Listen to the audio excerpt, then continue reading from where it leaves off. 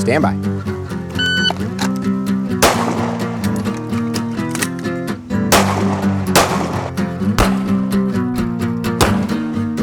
Wrist is straight. Radius bone, wrist straight, cammed forward. Who did you build? Oh, you got one of Gabe's slides.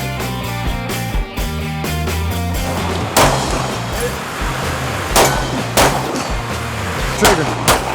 Faster. And you can go both ways. Shoot from when you're coming from the left. Good reload. Reset immediately. Reset.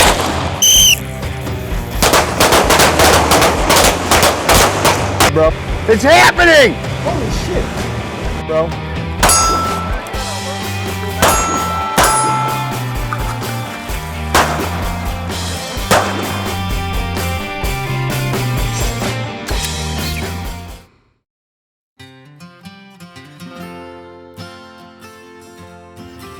Hilltop Training, Dover, Tennessee. Drew and I drove down here this morning. Here's our office for the next couple days. Beautiful, beautiful weather. Coming from where it's freezing to the 60s is nice. This will be fun. This will be fun. We're going to shoot a lot. We want you to interact verbally and mentally. You guys all met Z this morning? Right out of the gate, number one thing here is safety. No matter what we're doing training, we want to make sure that we all go home on Sunday and this evening without any extra holes or bruises or wounds, right?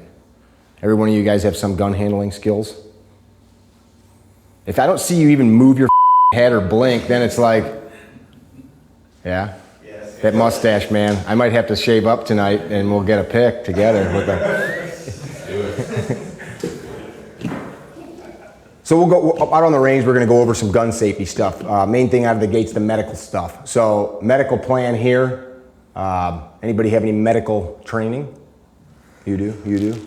Like first responder, EMT? LPN. LPN? Cool, man. Okay. So I can give you medicine. So you're an EMTB, so am I. Z has plenty of emergency medical training. So we've got 2 blowout kits, tourniquets, dressings, all that good stuff. Property owner here, if you're around, he'll be our driver off to the hospital. Cell signal spotty here on the hill. I noticed on the range I got 4 Gs, but like in here there's none. You got a landline anywhere? Okay, so no landline. Every one of you drove here, so you should be able to talk an ambulance in here. So if we have to deal with somebody that gets a massive injury, we're leaving. We're gonna load them up and we're gonna go, but we'll notify 911 and tell them which hospital we're going to. And how do we get there? We go out to 79. We go out 79, we can, well, there's 2 different spots. The quickest would be we make a turn, we go back towards McDonald's that way. Towards Dover? Yes. Okay, back towards the city or the county building down there. We've even got several PILA sites with life flight, and everybody in the county knows because I still keep in touch with all my former LEO guys. Okay. EMS, everybody knows where Hilltop is. So. Who wants to be the dude phoning? Who's from here? Nobody. Z's from here, and Jerry. So one of them will phone and we'll tell them that there was a training emergency at Hilltop, not somebody got shot. Okay? There you go. We had a shooting! That doesn't sound good. We had a training accident. Not an active Probably be with one of the police officers if it did happen, or corrections officers. Yeah. Don't want to leave you out. Questions on any of that? No? Everybody signed a waiver? See? Okay. Scroll to the first page of your picture book there. Some of you guys have probably seen these pictures or seen things like this, and it's like, yeah, whatever, don't point guns at yourself. We train hundreds of students a year, never have had an accident, and literally, at least every class, you see somebody, if you guys do training, you'll see somebody do something that we deem unsafe. Slow the down, pay attention. You know, it's really like the most important thing. Those are real images of people that had self-inflicted gunshot wounds. Take a good look. Even something as simple as tripping, falling, you know, while we're moving in the next couple days.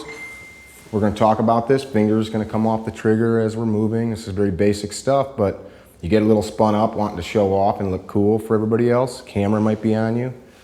And then you're like, you don't want to look stupid, and wheels fall off, and then you're in the mud, and got it? All right. when we go out to the range, we'll drive out there because if it starts pouring rain, we'll want our vehicles to throw our shit in and stuff. There's cover out there. Some range etiquette. There's no downrange out in the world, right? There is no berm at the mall, at your church. Right here, there is a berm. This is our safe zone. I don't want to hear guns racking back here. Once we're loaded up, the rest of the 2 days we're hot while we're here. So I'm not having you guys load and unload every time we come on and off the line. If you need to make some kind of manipulation, by the time we're done here in a couple hours and we develop some trust, go to the berm. You see where his home is. We're not pointing up over these tires because there's other people that live around here. Bullets travel. So we're maintaining good awareness of that. Out here, safe. Not safe, right? Tracking. As we're on the line, if you drop something, if your iPro falls off or you drop a magazine that you need, don't bend over and pick that shit up while we're all on the line. We've all trained, right? Has everybody here taken some type of firearm training? So, simple etiquette. This is great for you to learn, and it's great for all of us to remember. When we're on a firing line, you guys are all responsible for each other. If I doing a reload and shoot through you to my left, I'm probably going to hit you too or somebody else. So we need to be aware of each other. Not that we're correcting each other, but every time we start a drill, look left and right. Does all your friends have their eye and ear protection on? Because at some point you're going to do this, or you're going to put your ears up and you're going to forget they're there, right? We've all seen that happen. And then somebody's shooting, and then what happens is you got a gun out. So we're now shooting, you start shooting, oh, you know, and now I'm manipulating my ear pro with a gun in my hand. So we look left and right. We're checking to make sure everybody else is good. What else are we doing? Just what we just talked about. We're building awareness. We're forcing ourselves to step out of just me and my gun. So we have to pay attention. Cool? So we're going to make sure we have eyes and ears. We're going to look left and right. If we drop something, that's going to stay there, because if you're here and you want to pick that up and I'm holstering and unholstering, where's my gun while you're bent over picking that up? So if something falls, just leave it. When we're done with a drill and we're all back in the holster, we're going to look left and right again to make sure somebody's not somewhere outside of your vision. So look before you bend down, and then we'll call line safe. If somebody steps down range, you'll hear me do this 100 times. I'll say down range and you'll all say down range. You're indicating that you're paying attention. You see me. Even if you have your back, call it out. Downrange. Everybody's on the same page. Tracking? All right, cool. We're going to run down the line one at a time. You guys are going to load your gun, one mag, and I just want to watch how you load, how you manipulate the gun. You can tell a lot by how people move and breathe. And eyes and ears, look left and right. We'll start on the left side of the line. Tightest group. You have 0 time constraints. 0 time constraints. Where's your gun? Back there, that helps. Better get a gun. Adam, tightest group. Load and make ready. After this, guys, your gun's staying in the holster unless we give you a drill to unload. Your gun will be loaded for the rest of the 2 days unless we tell you that it needs to be unloaded.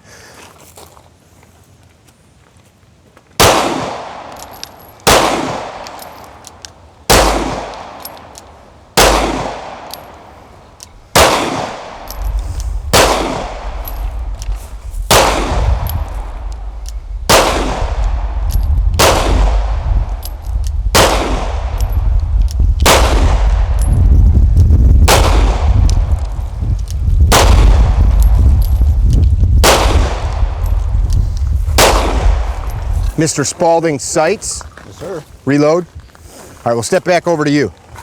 Buddy, yes, but your real name's Daniel. Yep. Take a half a step back. My line's a little crooked. There you go. Same. Go ahead and load. Best group possible, no time constraint.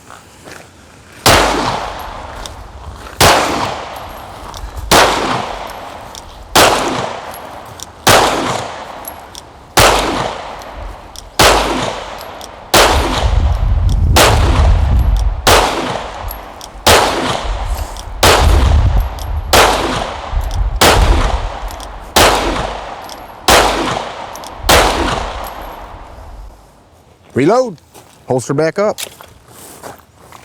Sir. Lefty. Yeah.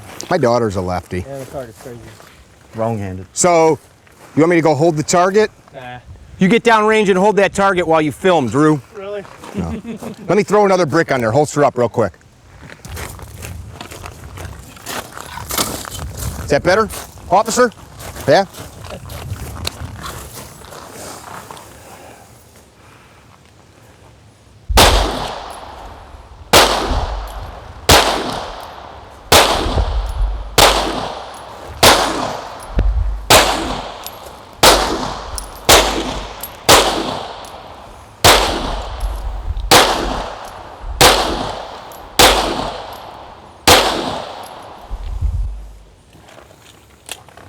Little tack reload. Clark? I'm calling him Clark Gable now with that mustache. Touche. Uh-huh. Ready? Yes, sir, go ahead. Another lefty.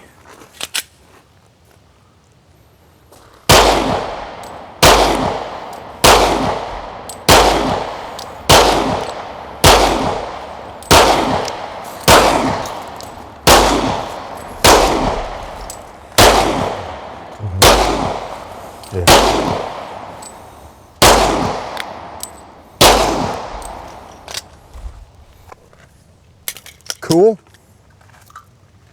Tell me your name again. Joel. Joel. Joel. Go ahead. Ready.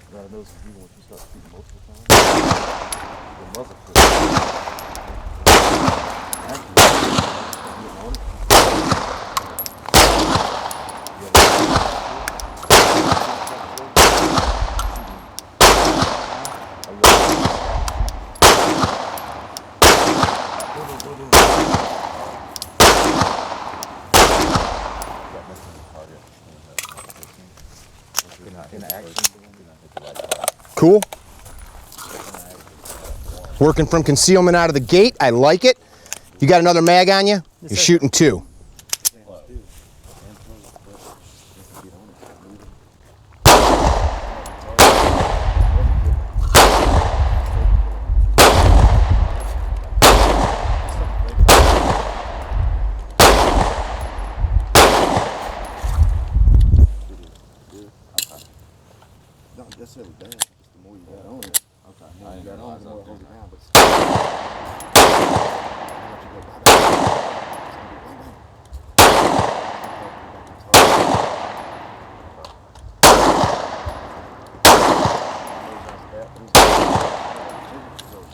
Reload if you got a mag.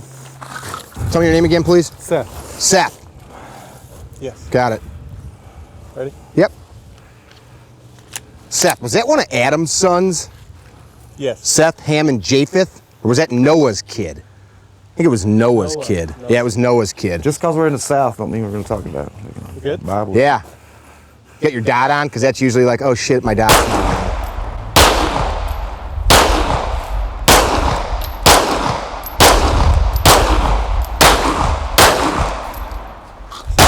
Not just, Remember I told you no time constraint? You could have done way better than that, but you sped up. the wind is the Let's see what wind. you got.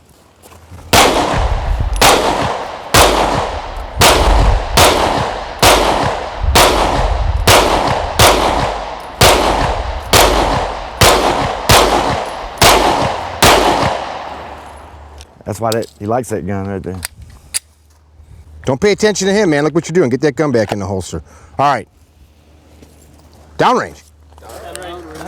Okay, so I said no time constraints, right? Like you guys literally could have.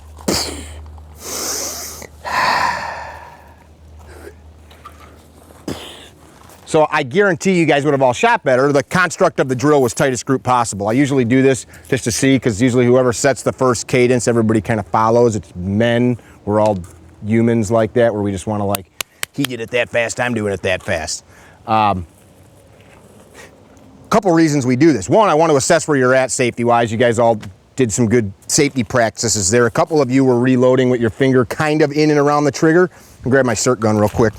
As you're doing these manipulations, again, this mindfulness stuff, what do I do with it? Got it. This mindfulness stuff, we start to get lackadaisical, and we have our finger here hovering there. I mean, that's just like you're inducing the chance for an accident to happen. Get the thing up here. So you'll hear us say index position or locator, finger to the locator or index. When Sang's with me, he'll walk around with a permanent marker and draw on you every time your finger's anywhere near the trigger. This is basic 101 shit, but if can't be high speed if you can't keep your finger off the trigger, you know, basic training stuff. So get that sucker up here. Next point though, if the purpose was the tightest group possible, what do you got to be thinking about to get the tightest group possible? I don't really care about your draw stroke other than that it's safe. I don't care about if you're stepping off the line. The whole point is the tightest group possible. So you got to have a great sight picture, good grip, good trigger press, right?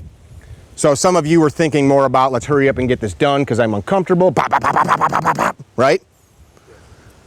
So slow the down.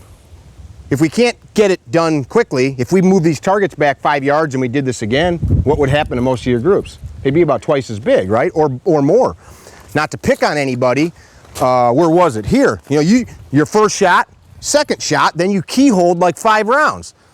Then you reloaded and you came over here and you keyholed a few rounds. You just kept picking a new target. You're like, okay, there it went. So that's an awareness thing. I'm not picking on you at all because you have the ability to get the hits. You just picked it, your first shot, you probably smacked the trigger on the second shot and you're like, all right, I'll go down there now. You know what I mean? So like the whole premise of group shooting is pick one finite aiming point. Well, a lot of times we do this and people are like, well, can't I put a mark on the paper? Sure you can, but I mean, you're big boys. Can you not aim at the same point? I'm not mad at you. Let's throw up new paper. We're gonna try it again, this time after thinking about it. Then we're gonna like talk about grip and that kind of stuff. I just wanna see what you're doing and if you can start to hone in on this. Draw, press out, give me one magazine, tightest group. We'll give away another t-shirt here. Tightest group. Take your time, take your time. So, go ahead. You're not in a competition who can shoot the fastest. To be manly.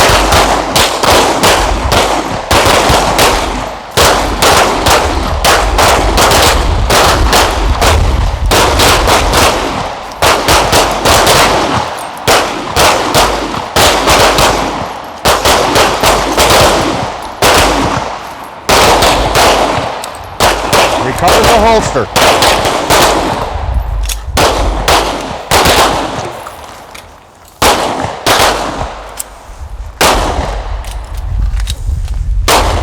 Range safe?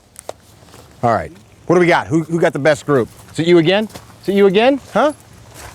You guys, so now you guys see who you got to take out at lunch later. Somebody put a little something in his food to get his tummy hurting. That's pretty good. That's pretty good. Who's got the best group? I'll let you guys sort it out. I guess either probably that one or I can't see that later. You were doing really good there. That's pretty good. Got a couple out. Sure. I think down on the. What do you think about that one down there? Ooh. Looks pretty good though. Nice job, Seth. He's got optics. All right, dudes. So, left hand, right hand, grip stays the same. This is very basic fundamental. We're going to talk about this just for a couple minutes and then we're going to go back and talk about some other shit. High and tight. This has been known since the 1970s that this is about the best way to hold a pistol. So there's nothing new. This is not anybody on social media that's invented this. You want as little a space as possible for the gun to move, right? You guys should pop your ear pro off if it'll let you hear better. If we took the slide off. Colonel Cooper said Weaver. Weaver? We'll talk about that in a minute. If we took the slide off, put it in a vacuum, and somehow made the round go off, what would the slide do in that vacuum as the round went off? It would just move straight back. All things considered, weight and things like that might cause it to shift some, but the slide wouldn't just flip up like this, right? Flips up like that because you got this handle making a fulcrum. So we all know we want to get up as high as possible. We want no space here, no space here. Lefties, same. A couple of you had a grip somewhat like this. See that? So friction requires contact. Without contact, you can't have friction. The best way to build the grip, and we're talking about this right now, is I want you guys getting good reps in the next 2 days. So thumb is out of the way to clear as much of the grip panel as possible. Look what happens if my wrist is straight. Radius bone, wrist straight, cammed forward. Straight line across the thumb and radius bone. Now I can put the strongest, meatiest part of my palm against the grip panel. Simple. As we're applying pressure, forget 70-30, 60-40, 10-90. Mash down on this thing. When we start shooting 7, 8, 10 shots in a row, if we don't have a very firm grip, gun's gonna ride up over the target, or it's gonna move about in your hands. Again, talking to you about coming back to the same place every time. When we start doing things like reloading quickly under duress, if we don't have that subconscious memory where the gun's in our hand the right way, and you press back out on target, especially when we're starting to shoot fast, things aren't going to be where you think they are. If you're used to having the gun in a certain position because you take all the time in the world to get there, it's not going to happen if you don't have that memory. See the chunks of my hand there wore off? Because that comes to the same spot. Look at my knuckle on this hand. That's not tissue, it's actually bone from slamming into the steel.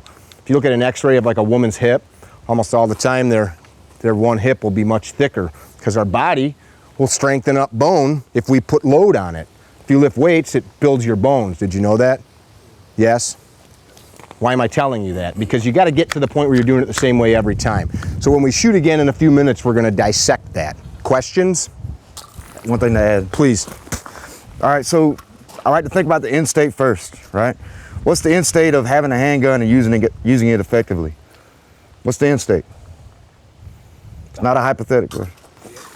Putting the round where you want it to go.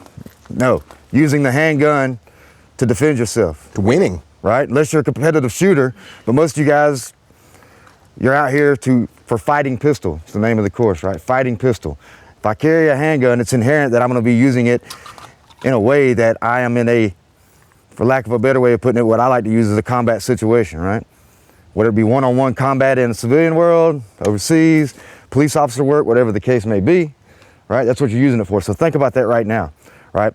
In 2 days, some of you can shoot, you can pull a gun out and you can shoot and you can hit a decent sized group right now. But in the end state, we want to be able to do it effectively under duress in a combat type situation, right?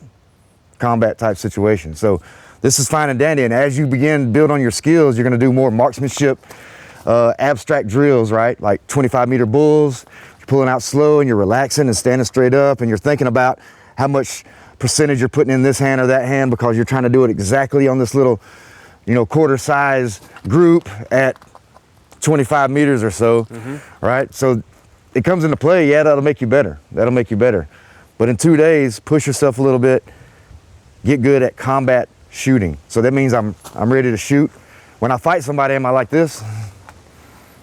Or am I like this? Right? I'm ready to fight.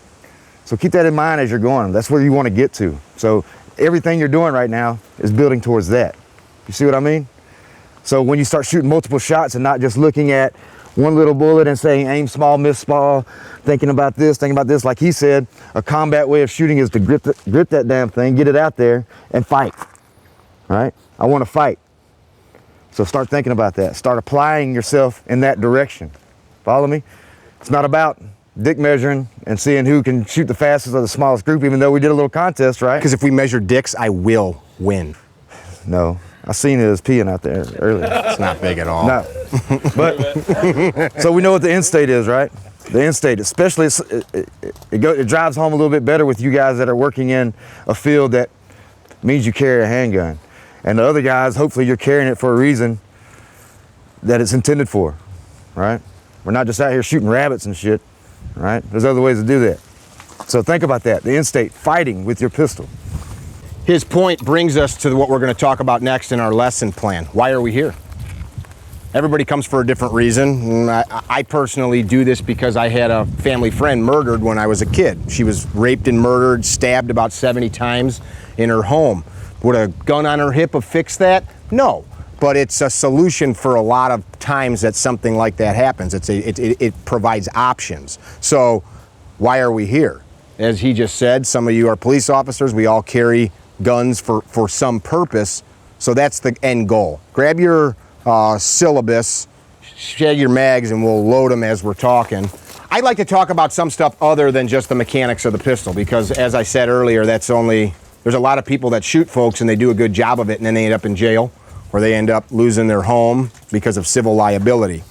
So what's the legal and justified use of force? Even if you're a police officer, you have a different SOP than plain old citizen.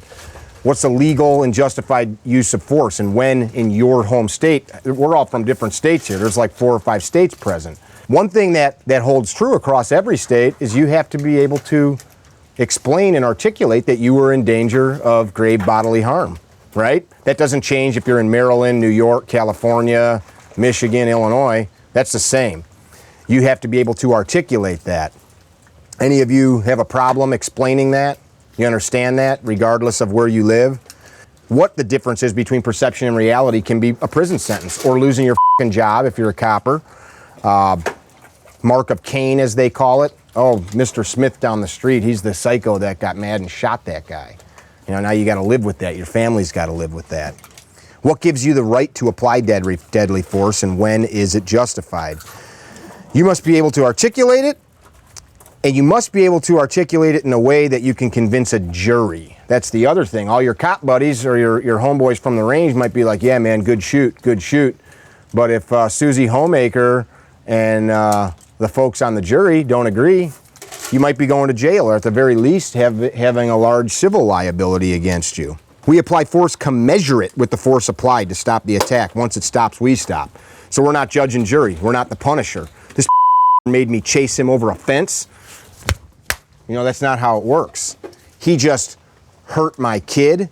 If you apply force and the person stops and they are now complying with you, you can't smoke them on the ground, right? Even if they hurt your loved one and you want to do that, you can't do that. We're not judge and jury. You guys all know what the reasonable man doctrine is? Yes, no? So common law here in the United States, we base all of our court proceedings on the reasonable man doctrine. When a jury, any of you ever been on jury duty? Anybody? Never? That means you're all either bad people or you got good excuses, one or the other. No witnesses. No witnesses. Reasonable man doctrine. So as you sit down in front of a jury box, a judge is going to stand up and he's going to tell you, ladies and gentlemen of the jury, you're going to hear a case today or this week, whatever. You need to look at the facts of the case and weigh in on whether or not the actions of the defendant were that of a reasonable and prudent person. Why? Because if you're not a reasonable and prudent person, your actions would not be something that we are going to base as something justified. Simple enough, right? He pointed a stick at me and I shot him. Well, I was scared he was going to poke me in the eye. Well, he was 20 feet away. Yeah, but he pointed a stick at me and he looked angry. It might have been justified to you, but you convince a jury of that and it's, you know, you're probably in some fantasy land. A very simple premise. The reason that we talk about this reasonable man doctrine is when we start talking about violence, many people believe that a criminal will cease criminal activity because if somebody pointed a gun at you, you'd stop. If somebody told you they were going to shoot you, you'd stop because you're reasonable, you're prudent. Somebody that's already in the act of a felony is not a reasonable and prudent person. So why would you assume that they will base their actions as a reasonable and prudent person would? You tracking? That said, as we start looking at this, the next thing that we got to bring up is that you are judged by what you knew at the time of the incident.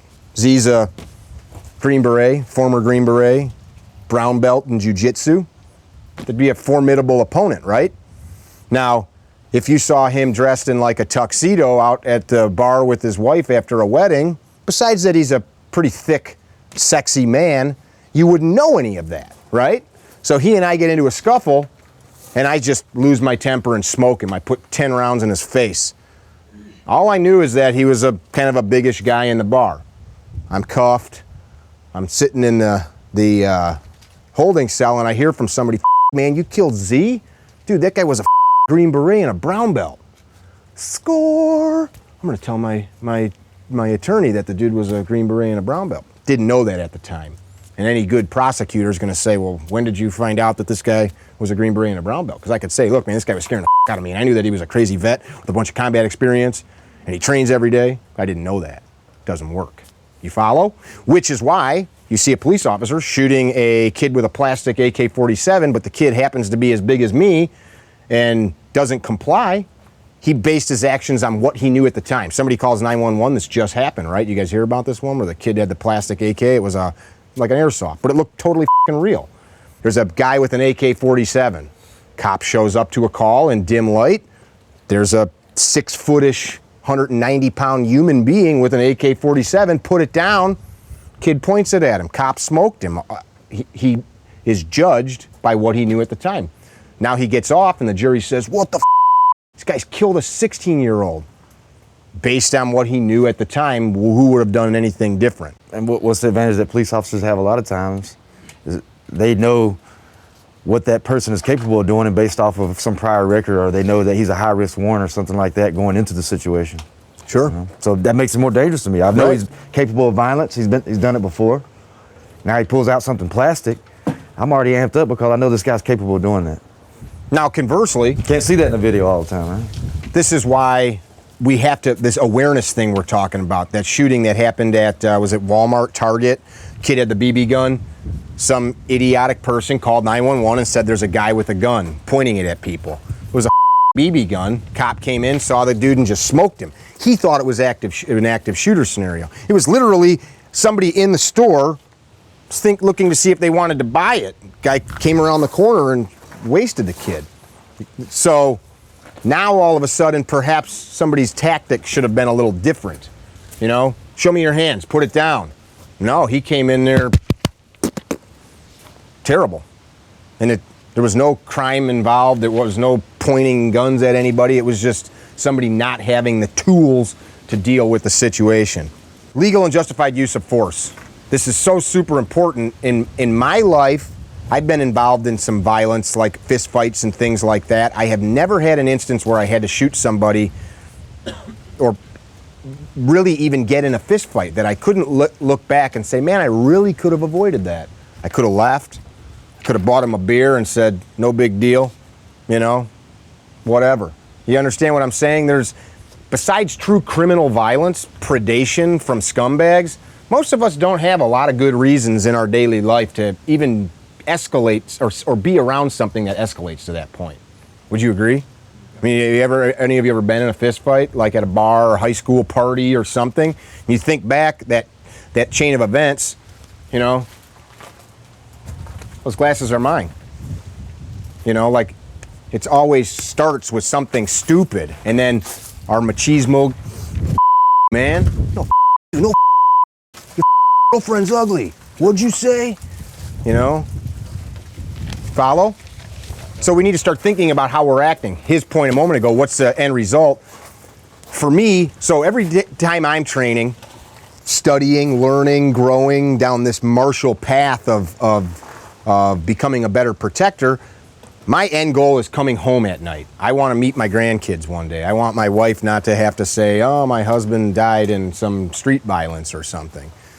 Now that's a tough question, because do I want to trade my life for yours? Like, Drew's a good friend of mine.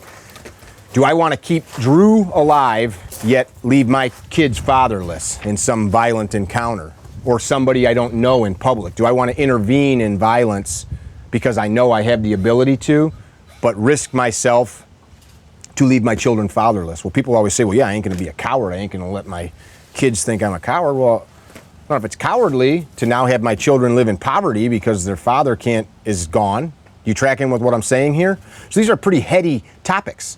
You know, if you have a duty, as some of you cops do, if you have a sworn oath to protect people, you can't run away. And I'm not talking about cowardice. I'm talking about making the decision to, is what I'm about to do or not do going to fulfill my mission, which is to go home at night to my family. You gonna say something? I was gonna say an equation that I use that I like to tell guys is I over E equals control, right? Intelligence over emotion equals control. Intelligence meaning the logic, what's really going on here, taking into account the situation and its context. Emotion, you can say, hey, well, when you think emotion, you think anger or sad or happy, right? Most of us, the easy route is anger for everyone, especially men. We tend to go angry before we go sad. It's just because it's easier for us. We're not emotionally inclined, we're more logically inclined. Well, an emotion is also dick measuring, or your ego. If you already have some kind of lack of self-esteem or concerns about your own manliness Or you had that feeling like a lot of guys have that carry guns and you see them on the internet, whatnot, hey, I'll kill that. It's like in their mind, all they're thinking about is having the guns, like I can't wait till I get a chance to kill the. They want to prove themselves in a situation that is chaotic or combat in nature, right? Because they're trying to tell themselves, make themselves believe that they are man, they are confident. They are capable of doing this. If that's on your mind all the time, what do you think is going to happen when you get into a moment? You think emotion is going to go over intelligence or vice versa? All right? If that's on your mind all the time, if that's what you're visualizing and thinking of, your mind is preparing for that emotional response. Kill this. Oh, it's Walmart with a BB gun. I've been waiting to kill and have a reason to do it. I can tell my buddies, I can build myself up. Instead of taking all the situation into account and saying, what's going on here? Can I have my gun ready? If I really thought I was scared, could I have my gun ready and take into account what is actually going on? Use my intelligence over my emotion. So if you're walking around just salivating at proving yourself as a man with your gun, fighting someone for no particular reason, you're going to find yourself in trouble. You're going to start fights. You're going to escalate when given the opportunity. You will. So you have to work that mindset ahead of time. All this pistol work we're doing, it's going to get you in trouble if you don't have the right mindset, if you don't have intelligence over emotion, which equals to control. Agreed. Which, why I told you a moment ago when we first got up here, why are we here? What are we doing? What do you want out of it? You are the exact shooter and human being you trained yourself to be. You guys know who Tolstoy was? Yeah, no? William James, all of these famous psychologists all realize, Jesus said it, we are the sum total of our thoughts. So if you're thinking about what he's talking about, that is what will manifest in your life. What's in you will come out. There's no way around it, actually, which is the same as, pop, pop, pop, I always shoot low left, and that's where it ends. Well, why? Not only did you shoot low left because of XYZ, you now reinforce that. Your subconscious is like, yeah, man, you just told me this is what we do. And then you close the case. So we've got to get way deeper. I think anybody that studies any martial skill, fighting with your hands or weapons, eventually if you do it long enough with an open mind, everybody gets to the point where you begin to look way beyond the skill of the hitting, the fighting, the stabbing, the shooting. Because you must. Otherwise, all it is mechanical in nature. Even athletes, great sports athletes, if you really start to delve in, like a Michael Jordan or somebody like that, they go way beyond the dunk, you know? You tracking what I'm saying? It becomes a spiritual journey, not to take anything away from your individual religious beliefs, but that's what it becomes. In order to get better, you got to find yourself. And that's kind of what our program is really based on. We use the tools to help us become more aware of ourselves as men. That's what it is. Otherwise, we're a bunch of dickheads running around with guns, even if you're a copper, because I know plenty of dickhead cops with guns that shouldn't be doing it. And one way that guys that get on the range in front of a bunch of other guys and show their skills, just like you did right there, put in a situation, is that not a way of developing or, I guess, desensitizing your ego a little bit? You're already practicing that. Just at a certain level, right? We're already practicing getting on the spot and saying, all this, I'm just trying to hit and do this and perform. I don't want to think about he's looking at me or he shot real fast down there and I had the expectations on me because of my soldier background or whatever that I need to shoot faster or better than everybody. All that's already there. But when you face it out here on the line and you do this stuff that you're doing, you're already conditioning yourself for a better response in a chaotic or combat type situation.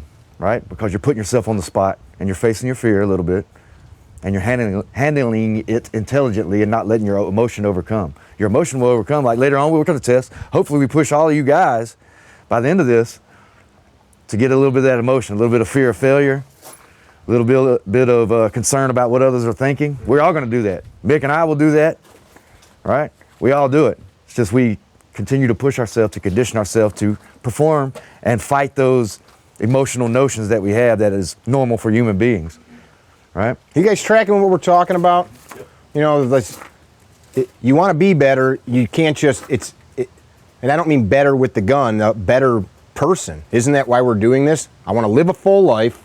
I want to die one day with honor, have my grandkids, not for egotistical reasons, say, Grandpa, was the most wonderful person ever.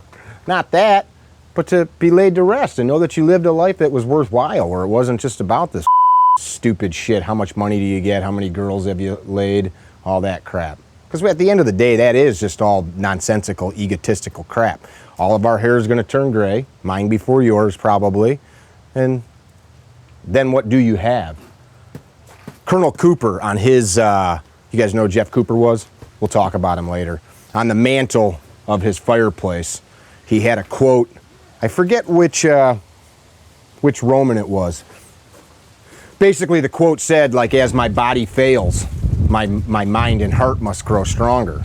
Because what else do you have? So if you don't do that now, do we wait until we're old men? Do you guys know that predominantly, if you look at suicide rates, you know who kills themselves more than anybody in the U.S.?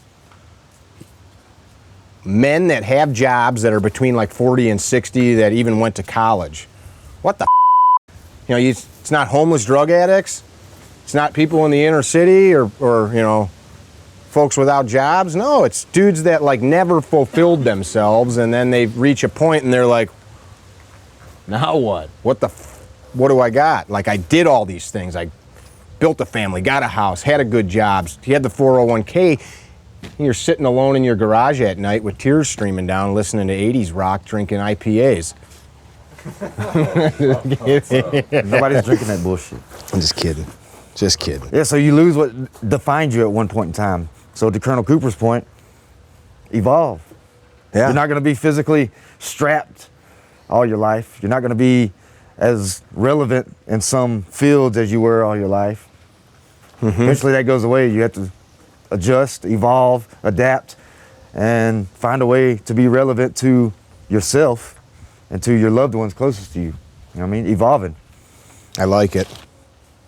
Might not evolve as sexy as Nick, but we have our cross to bear. It's hard to come by. You guys know every day there's 43 murders in the U.S. reported. 43. 247 rapes reported. They figure it's probably at least twice that. Any of you coppers ever go run any investigations on rape, you'll know a lot of them predominantly are family-related stuff. Uncle Creepo, you know, grandpa doing something sick. A lot of that shit's never reported. 896 robberies every day. This is just in the U.S. 3,281 violent crimes. Violent meaning there was some level of force applied or threat of force applied. Here's what's interesting about all this. Firearms are used in 71.5% of all those murders and 40.8% of the robberies. What's that tell you? Bad guys have guns and that they're using them. They're out there in the street with them on them committing this violence. As a practitioner, that's what I like to call us. I don't like students. I mean, students is fine, but we are practicing a craft, an art, a way. Every decision that we make in gear, in what we're implementing on the training range, it should all solve a problem. So as you buy a new widget, doodad thing to bolt on your gun, what problem is this solving? If you can't answer that, like it helps me shoot farther away, or it helps me see faster, or I can access the gun quicker, don't buy the thing. What if it makes you look cooler? Yeah, if it makes you look cool. If you really can't articulate that, I was interested to see how you were going to shoot, because there's always one dude that's got some like $3,000 Glock build, and then what are you looking at? Is my fly down? Huh? He's looking at the slight bulge. Can you see? I got the wrong glasses. I thought I had my sunglasses. But a dude'll, you shot good, but a dude'll have all this gear, you know, big leg holster and shit, and he'll come up to the line, and then he'll be like,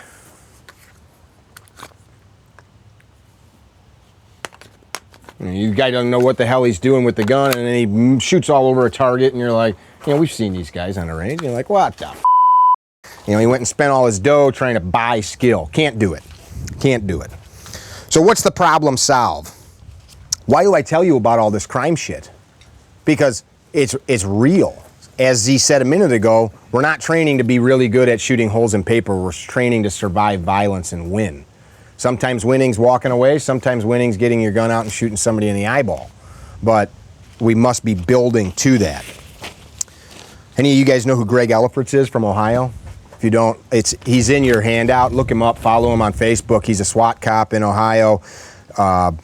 Super intelligent. He's visited like 150 countries. I could be exaggerating that, but it's a lot. It's like he's been all over the world numerous times.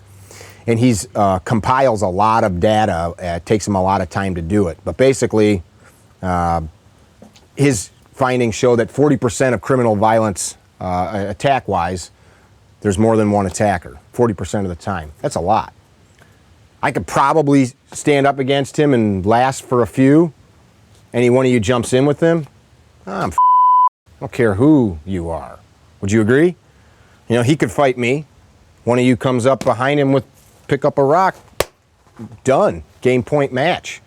So now that awareness starts coming into play. Things like not putting ourselves in spaces and places where, you know, what you do, man. You work for Cook County?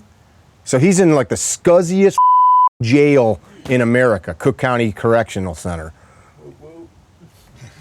Did you guys, any of you just see the video from Cook County? You want to talk about it? Which one? The one where you guys couldn't get that dude down? Oh, they was all around the little. That's Cook area. County. Yeah, I seen Okay, that. that one? See, I wasn't there, but. This guy basically like whooped 10 dudes' asses. Yeah. After being pepper sprayed with big boy pepper spray. It wasn't like the shit you buy at Walmart. So there's a reason that I wanted to tell that story. So their training was not sufficient to deal with an issue. And really the issue wasn't even that big a deal. The guy had no weapons, Nope. right? I mean, you guys all could have just backed up and been like, and waited until your TAC team came down there, right? But instead, they tried to use improper tools to deal with it. Yep. We're not picking on your coworkers. No. That's one guy that's deciding he doesn't want to lay down. Plenty of people like that in the world where they have no problem getting maced, tased, shot, whatever. Which brings us to low capacity versus high capacity. Simple mechanical study here. We know, and we're going to talk about this more tomorrow, multiple attackers, people don't want to stop, die first, then quit. Looking at your shirt. If you get shot, are you automatically done? So if you're carrying, one of you've got the single stack. So I've got a 5-shot revolver I carry sometimes. But even make it count. Any of you guys ever shoot a deer? No? None of you guys are hunters? You gotta track them after that, don't you? I've shot a deer through the heart and lungs and they've run 200 yards up a hillside. That's a lot of distance covered. If an animal that size can move a couple hundred yards with its heart and lungs destroyed, can somebody not continue to pull the trigger? I'm gonna tell you the story later of my friend Jared Reston that was shot 7 times, a couple of them through his face. And he's alive and killed his attacker. We'll talk about that later. Had he had a low capacity gun, he'd be dead because it took all 14 rounds out of his 40 cal, same gun you have on you, for him to stop the guy. So as you're choosing tools, I just said, is what you're putting on you something that's preparing you to win a fight? You know, honestly think about that.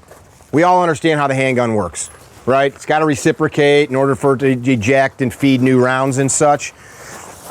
Mechanically speaking, the better a platform that you can create for this thing to lock down on it, the more efficient and reliable it will be. Any of you ever get popped in the face with brass because the gun's coming back? So in order for me to shoot and this gun come all the way to here, all the energy that should be spent,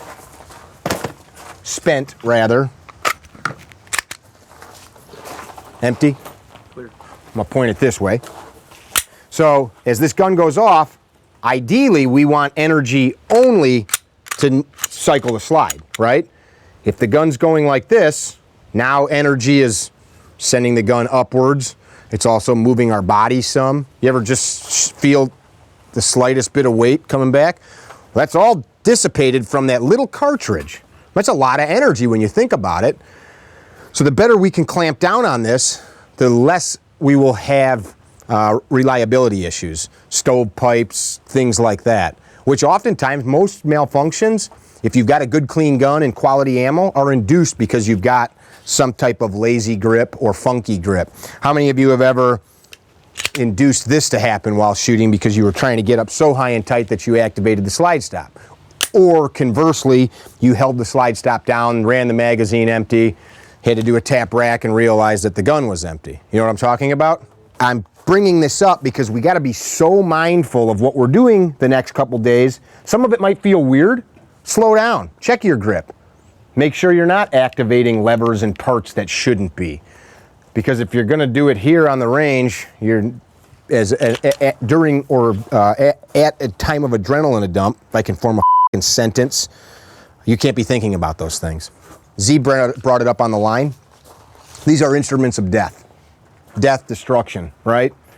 We already know about accidents, but now we're fighting with this. You know, he's got that thing in a position where he can fight with it versus, you know, this is a gun. This is my pistol. You see guys oftentimes, you know, I'm shooting, the gun goes empty. Well, now, even something as simple as this, I'm going to load from here. Oftentimes there's funny reasons. I watch people all the time, and I personally think it's coming down here because I don't want anybody to like see what I'm up to and like critique me. If I'm up here, oh, he's being weird. He thinks he's a Navy SEAL. He's covering his face. You know, guys look at each other. I don't care what any of you are doing other than, I mean, if I'm on the line, I'm paying attention only to make sure everybody's being safe if I was out on the line with you. Do it as if you're doing it. I'm shooting. I've got that good firm grip. Got me? My grip is not changing. I'm not getting the gun in a position where I can drop it or have it taken away from me. Train with that intensity. Put some purpose behind it. Be deliberate with those actions. Yeah. I was gonna say, much like your cohorts, the jailhouse, right? Why were they not getting done what they wanted to get done? It's because they probably never deliberately trained for that. Yeah, They didn't know what to do in that situation, so they're kind of, is this right? Is this not right? They're questioning themselves. If you don't know exactly what you're trying to do and you're not deliberate about it, you don't have the composure, right? So if you don't know what you're doing out here, you can ask, say, hey, all right, when you grab this, do you hold your mag like this? Like, well, one way to do it is to line it up, you know, you can look here and get it in and then back on target, whatever the case may be, but it's all deliberate because I know exactly what the gun needs to do and how I need to hold it, right? Mm-hmm. If you don't know that now, you start working that in your head. Hopefully we'll figure that out. And then as you get better at it, be more deliberate about your actions. I know what I'm doing, all right? Boom, I'm ready to shoot. I'm back here, whatever the case may be. The more you know, the more you train, the more composed you'll be, the more deliberate your actions will be, which plays into what you were saying earlier is like how you handle your gun, even in an administrative way, will start playing into how you actually handle it when it's time to use it. You follow me? Even administratively. At home, when I get a gun in my hand, a switch goes off. I got a gun. I mean, I can relax with it, but I know what it's intended for, right? Just like a knife. When I hold a knife, think about a knife. You're always aware of that sharp blade, right? You don't grab it just any old way and like fling it around in the Some kitchen people do. or whatever. Well, if they do, Yeah. they're dumb. All right, so you're not like that. I'm in the kitchen. If there's multiple people in the kitchen, I got a big knife. I'm concerned about me turning around like this or Where whatever. is it? Right. All right, same thing with a gun, right? It's in my hand. I realize it's in my hand. I know what it's for. I know what it's capable of. I'm deliberate about my actions. And then you become more deliberate as you do these combat skills or fighting skills with the gun. Start learning it, be more deliberate, practice how you're gonna wanna use it. I want to add to this. You guys will keep hearing the same thing over and over again. Are you guys now getting the thought process about this, talking to yourself? We all have a voice in our head all day long. He's been there since the day you learned to speak. When you started saying words, that little dude in your head started saying words, right? Whatever. I gotta pee. I'm hungry. Where's mom? What's on TV? I'm so stupid. God, that girl's so hot. They're looking at me. Yeah, but that little guy talks. Some people say it's interesting how psychologists have come up with this 70,000 to 150,000 sentences that little dude says a day, depending. My brain's always, and so I've tried to, like, one of my things is I try to quiet him, you know? Chill out, dude. You don't gotta always be trying to crunch numbers and think about shit. To Z's point, not just from a safety standpoint, we got to start telling ourselves, I have a whole cadence when I get out of bed in the morning of things I tell myself. All kinds of things from, I'm not talking about like I'm hungry, things like that. Things like today's going to be a kick-ass day. I feel f***ing great. I'm so happy to be alive. I love to be in Tennessee. The air smells good here. You know, that changes your attitude versus, I slept in a cot with Drew snoring all night, raging morning wood. That was a joke, the last part, although I did have a little morning wood this morning. But we start to change the way we're thinking. start to change our reality when we start changing that voice. I am good with this pistol. This is the way I grip this pistol. High, tight. Slacks coming out of the trigger. I have a good sight picture. Boom, boom. My finger's on the locator. Whatever I'm doing, I start to talk through that. We're going to start talking later today. You guys will be saying things out loud. Let's go. Change the paper. Point your hands out like that right now, guys. Just point them right at me. Point them right at me. Just point your thumbs at me now. Now drop your hands. Point your finger right at my face. Did you require any aiming or sighting or laser to do that? And I could draw this gun. Check that out. Just look where the laser is. Right in his face. Look at that, right in his neck. Neck. Face. Face. No sighting, just pointing. Just pointing my thumbs right at you. So we're building upon this. Got my master grip. The process of shooting the gun or deploying it for what we're doing, come up so you can see a little bit. The process of deploying it is not, it doesn't start here. It starts when I decide to get the gun out, right? So I've cleared the garment or taken my hood off, defeated whatever I've got for retention. It's not starting from here. It's starting as soon as I decide I got to get access to that, right? So all of this is super deliberate. Fingers way off the trigger. I want to start picking my sights up, and I'm telling you this now because as we progress, start thinking about this. I can see my sights come into my periphery right here.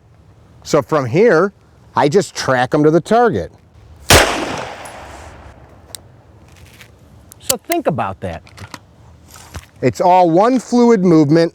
You also notice I'm not bringing the gun up like this. I'm not casting it out. From here, as I bring that gun out of the holster, it's pointed and indexed towards the target because I can shoot from right here. So get it out, get it in the direction of the target, but as you join your hands up, pick up that sight and just follow it out. You follow? I'm not saying look down and find it. Start to become aware of when do I see it? Like I can see it right here. I'm focusing on my target, but I see it below. There it is, and I can track it out. Cool? We'll paste that up. Downrange, I got it. Downrange. You got a paster? Yep. Look left and right, eyes and ears. So a lot of this, guys, is on you. I can't get in your head. Z can't get in your head. You can tell us you're being mindful, but either you are or you aren't as... I'm gonna grab my whistle. Go ahead, Z, give it to him. All right. Shooter ready. Stand by. On you.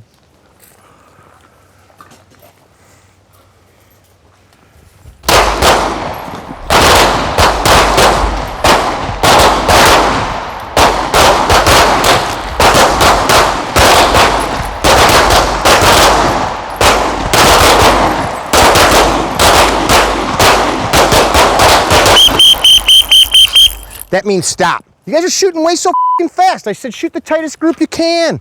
Check it out, check it out, check it out. Look, look.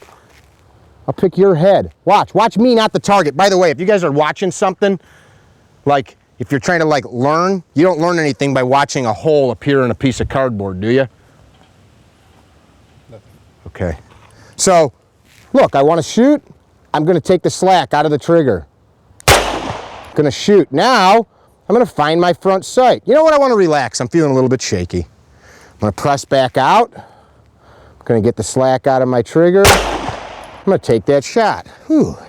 Now I got everybody watching me. Who's watching the holes up here? A little bit of wind pushing me right there. I felt the wind, so I'm being aware of what's happening. You watching me or the target? I don't hear you. You.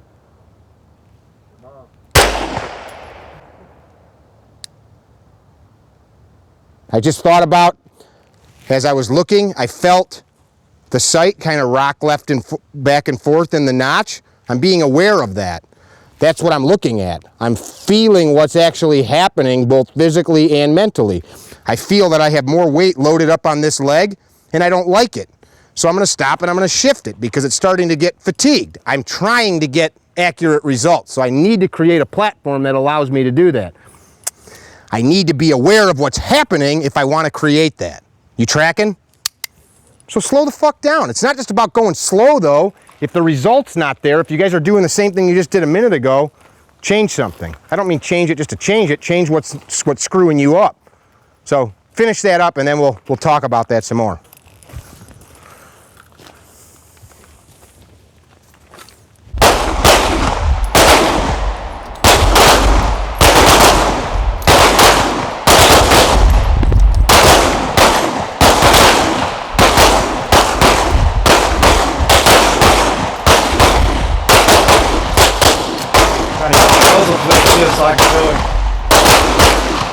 We're not going to keep shooting groups. I just want, what I'm trying to get you guys to do is just, like I said, be aware. Downrange. One of my mentors, his name was Bob Housingay. Look him up sometime when you're bored. Houzenga. Bob Housingay, police chief in Comanche, Iowa. 6-time national shooting champ. Bob helped develop a bunch of Masad Ayoub's training programs. Masad Ayoub is a very famous author, educator, shooter. Bob is now probably 60-ish, well-known pistol smith as well. Bob says, always start and end every training day, hour, whatever you got with accuracy. So even if we're out here moving and grooving, we're always start and end with accuracy. Why? Because if you can't hit something with the gun, what else matters, right? And you can have the best reloads, but if you can't make a shot on what you're trying to hit, that's really the end result of, if we're just talking mechanically, of any gunplay is making the bullets go where you want them to go. So we got to start, these groups, guys, should be half this big at this distance. All of our guns should, from like 20 yards, make a group about 1 inch to 3 inches, depending on ammo. So this should be most of our guns' worst group at 25 yards. I'm not picking on you, I'm picking on him a little bit. So, as we start throwing a piece of steel up at 50 yards, 60 yards, now what's happening? Well, I don't need to shoot at those distances. No, don't you? You might not have to engage somebody in one of these types of crazy terrorist attacks now where dudes are shooting, blasting away with rifles. You're gonna go close on some guy in an open parking lot that has an AK? I sure ain't gonna, would you? No. Yeah, I mean, that's craziness. So you better have the ability to get those hits. So we talked about the grip, right? High, tight. I'm gonna walk down the line real quick. I want you to press your gun out. Don't put your hand on the triggers. Hold it with your right hand or your dominant hand, and I wanna show you how hard I'm gripping with my offhand. So thumb up. I'm squeezing about like that. Okay, you seem like you've got some decent muscles, a little testosterone going. I've done this to you before. Thumb up, something like that. Remember the first time I did that? You looked at me and I looked at you. Okay. Come over here, just thumb up. So I'm doing about like that. Are you squeezing at least that hard? By the time I'm done with a couple hours of group shooting, I have exploded blood vessels in my hands before from mashing down that hard. Show me. And some people say, oh, well, that's not necessary. Could be. About like that, big man. Mustache is sexy. See what you got. Thumb up. I also want you guys to see where I'm putting the meat of my hand. Show me what you got. Tell me your name again. Chris. Chris with a C. Yes, sir. See that? Mm-hmm. Do you have any other guns with you? No. Is this your only pistol that you own? Yep. For the of it, at some point, grab one of my Glocks. Cool. I got a magazine. I've got magazines and holsters just to try it. I'm sure you've shot other guns. Yep. Mm-hmm. I just want you to try and just see what we have for a result. And before, when we finish this, we'll get your target stood back up. Who did you build? Oh, you got one of Gabe's slides. Feel that? How hard I'm squeezing? Mm-hmm.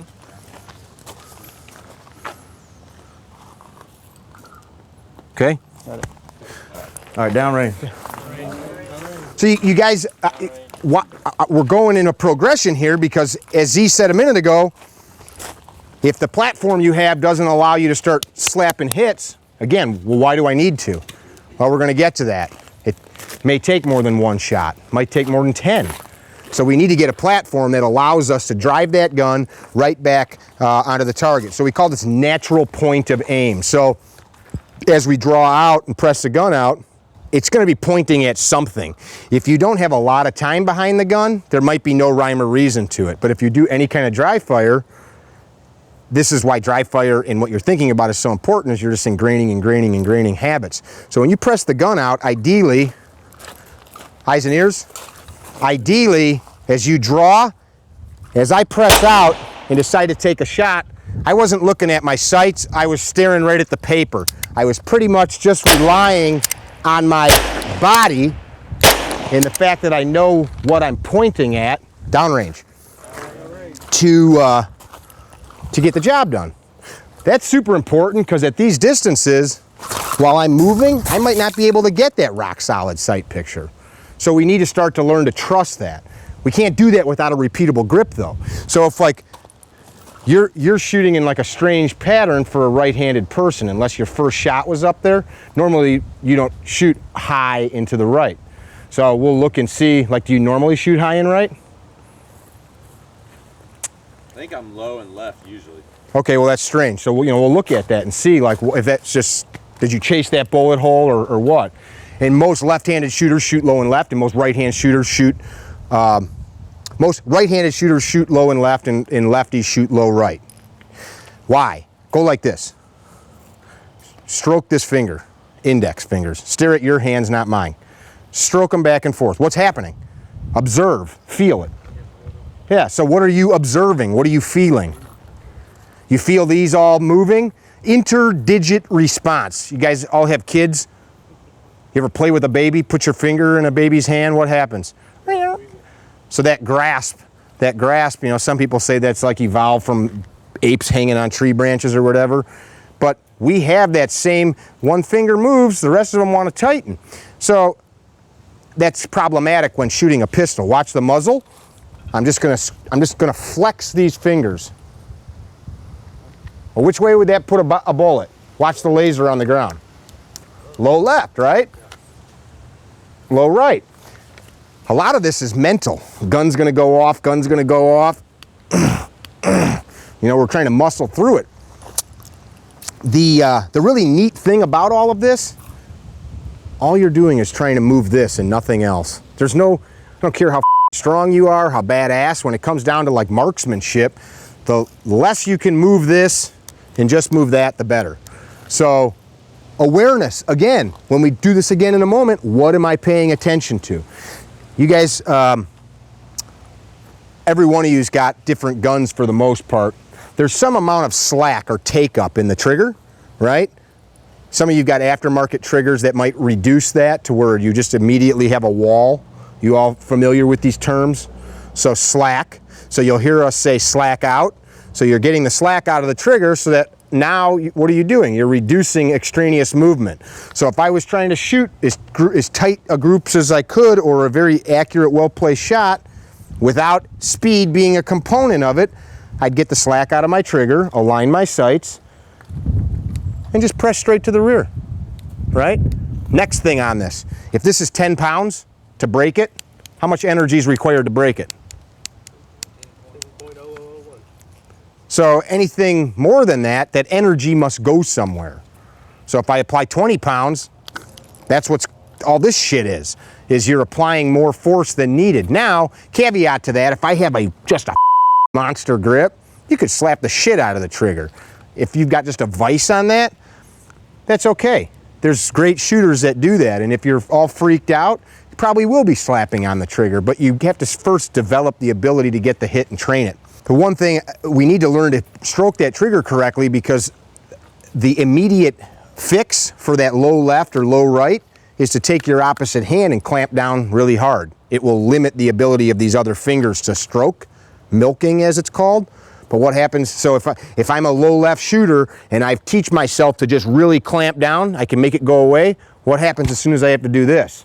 And I'm right back. So we need to get that good trigger press ability. I do it terribly. If I'm not thinking about it, I can shoot low left all day long. So there's a lot of times where I go to the range, I'll take 200-300 rounds, and all I do is And I come back and I'll do that for an hour straight. And it's labor, it's work, you're training. Got anything to add to that, bro? So we're building on this. Pretty soon, some of you guys might be like, oh my God, this is so boring. This is what we're gonna do for 2 days. Just this same thing. Oh, I'm just kidding. Well, as soon as we get past this, we'll get to doing some cooler shit. Can't do cool shit if you can't do this basic stuff. We don't need to keep throwing up fresh paper. You've got clear area. Put a round into it. You know, pick a spot that's clear in the paper, put a round into it. Now what we're gonna work on, get the gun out. How's my grip? Am I high everywhere I need to be? How's the grip pressure? The other thing, these are strong. This is all way stronger. When I'm gripping the gun, I have some inward pressure. Back, shoulders, chest. And I can, if I just pushed like this and one of you stroked the trigger, the gun wouldn't move too much. I can apply a lot more force like this than I can with just my hand strength. Would you agree? Any one of us could. So also incorporate some of that. Look what happens if I almost like a scissor. Check this out. I'm like scissoring the gun. But the scissor where you're clamping down on the gun. See what's happening there? I'm just mashing down. Grab onto the gun. Feel how hard that's juiced up, right? Juiced up. I'm gonna do it with a real gun with you. Just kidding. Boom. Grab onto it, man. Ooh, got him. Damn. He's so sick. Get a shot of that. You know, it's really firm. What are you not feeling? When you moved that, what moved? Everything here. You didn't see, grab it again, please. You didn't see, move it. I just like wiggle up and down. You know, you didn't see it moving in my hands. You saw my whole structure move because this is anchored, man. That ain't going anywhere at all. If you grit your teeth a little bit and talk through them, it makes it even harder.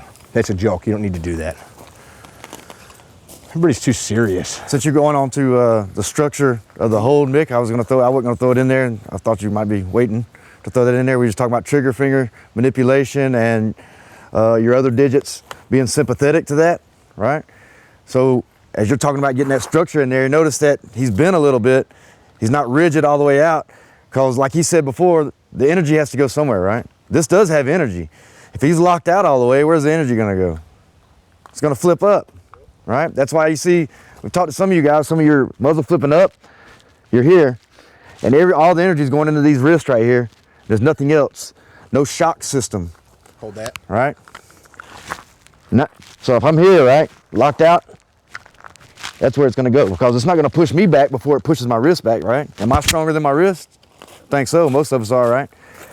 Got my wrist locked in, meaty portion of my hand on the gun, gripping strong like he's talking about, and I got that thumbs pointed towards the target, basically just canting. Basically, the more I cant this way, the more I keep that muzzle flip down. I keep that muzzle back on target, because once I start combat shooting, putting targets into a person quickly and effectively, this is gonna go everywhere. You're gonna be point shooting more than likely, not looking at the sights like you was talking about earlier. So I'll keep that gun on there. I'm not looking at the sights, and I've got this elbows bent a little bit. Me, personally, I cock my offhand a little more than my right hand. This one's straight up in, high and tight like he said. And then I angle this one a little bit more, just because it's a gross motor movement that makes that hand get tighter. Instead of just my fingers getting tighter, I use leverage, right? What's stronger, leverage or the isolated muscle movement, right? Think about in the gym doing curls, right? Curls for the girls, you lean against the wall to get just the biceps involved, right? You lean it, it's harder. But then if you really wanted to lift something, which we really just want to shoot it and be on target in a combat way, I'm just gonna get everything I can to get that up there. I can lift a lot more like that, right? So I'm getting everything into it, boom, boom, boom. I get that leverage, it's locked in, just like he's talking about. You're not gonna pull that gun out of my hand, I'm ready to fight. That switch again that I was talking about, when I get my hand on a gun and I'm ready, I'm already here, I'm ready to fight. My whole demeanor changes. Look at me standing here. Yeah, gun. My chin's even down, because I am a fighter, and I think fighting. My shoulders are up, I'm rolled, I'm ready to fight. You ready to fight? So I'm ready to fight. I'm not here. Now, if I'm on a range like we're talking about, isolated shooting, Working on my trigger skills. Yeah, I'm gonna relax and think about the part of marksmanship that I'm working on at that particular time. When I'm thinking about fighting, you can think about all that stuff and then add it all together, but I'm getting in the way, getting my gun ready in a position that's ready to fight. You're not gonna take that gun out of my hand. This is all the leverage, taking some of that stress off of this hand so these little fingers don't get involved as much. Let this guy do the work. But still, as we're working this drill, are we gonna do weak and strong hand eventually? We will this afternoon, yeah. You'll be able to focus on that trigger finger, right? And isolate that one part of your marksmanship. Follow me? So get in a fighting mindset. I'm in a fight, and then start thinking about what you can fix, okay? Keep that muzzle on target. Feel some of that recoil come back instead of up, right? Boom, boom, boom, boom. Back, collapse, scissor sisters, like you said. Don't want to give you like way too much to think about. I think what we're Right. saying here, you didn't. Be mindful of the grip. Now let's start to be really mindful. Slack out of the trigger. Some of you, we may put our finger on your trigger while your finger's on there, and I'll show you what we're talking about. You tracking? One of the things that I don't really subscribe to, pinning the trigger back, reset, pinning the trigger back, reset. That's a way you learn the reset of the trigger. But when shooting, I'm not, when I'm shooting, I'm shoot, reset, shoot, reset. You guys know what I'm talking about with the trigger reset? We used to teach that a lot, learning to reset the trigger like that. And then the problem is that now every time you're shooting, you're training yourself to pin the trigger back. As soon as I need to start shooting quickly, what good is the trigger doing back? That's just to familiarize it and feel it. And then, Know but it. then you go beyond that. So square up. You guys got ammo on you? Yep. Ready?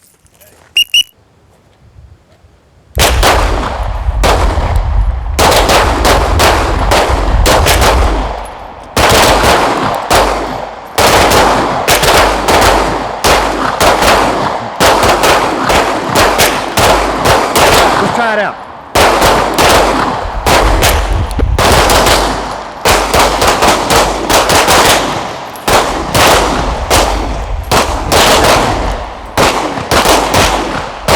Forward.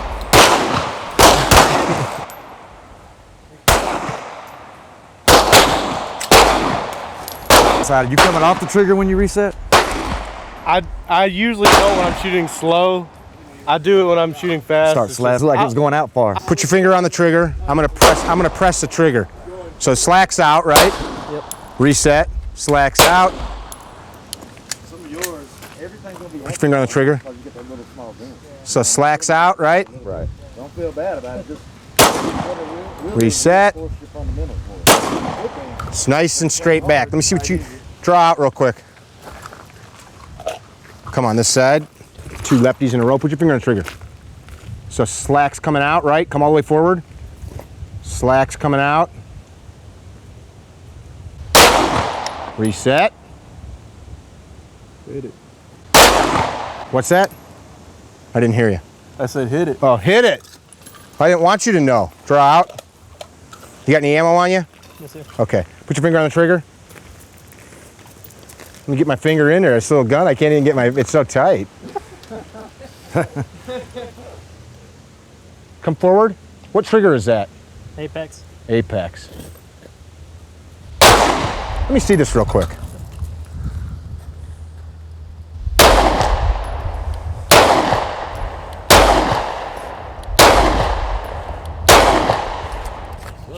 Here, let me throw a couple more in there for you. It's still loaded.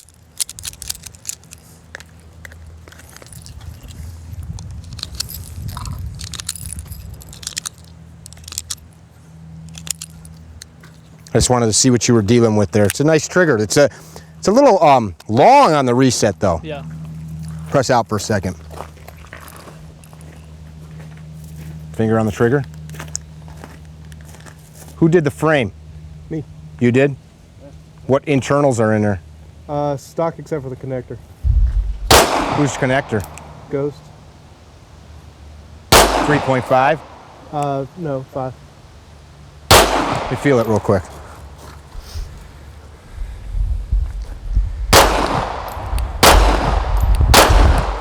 Feels good. Press out once, bro. You got any ammo on you yet? Yes. You carry a gun unloaded usually? No. Okay. finger on the trigger. Reset. So come all the way forward. So the slack, just isolate that. Cool.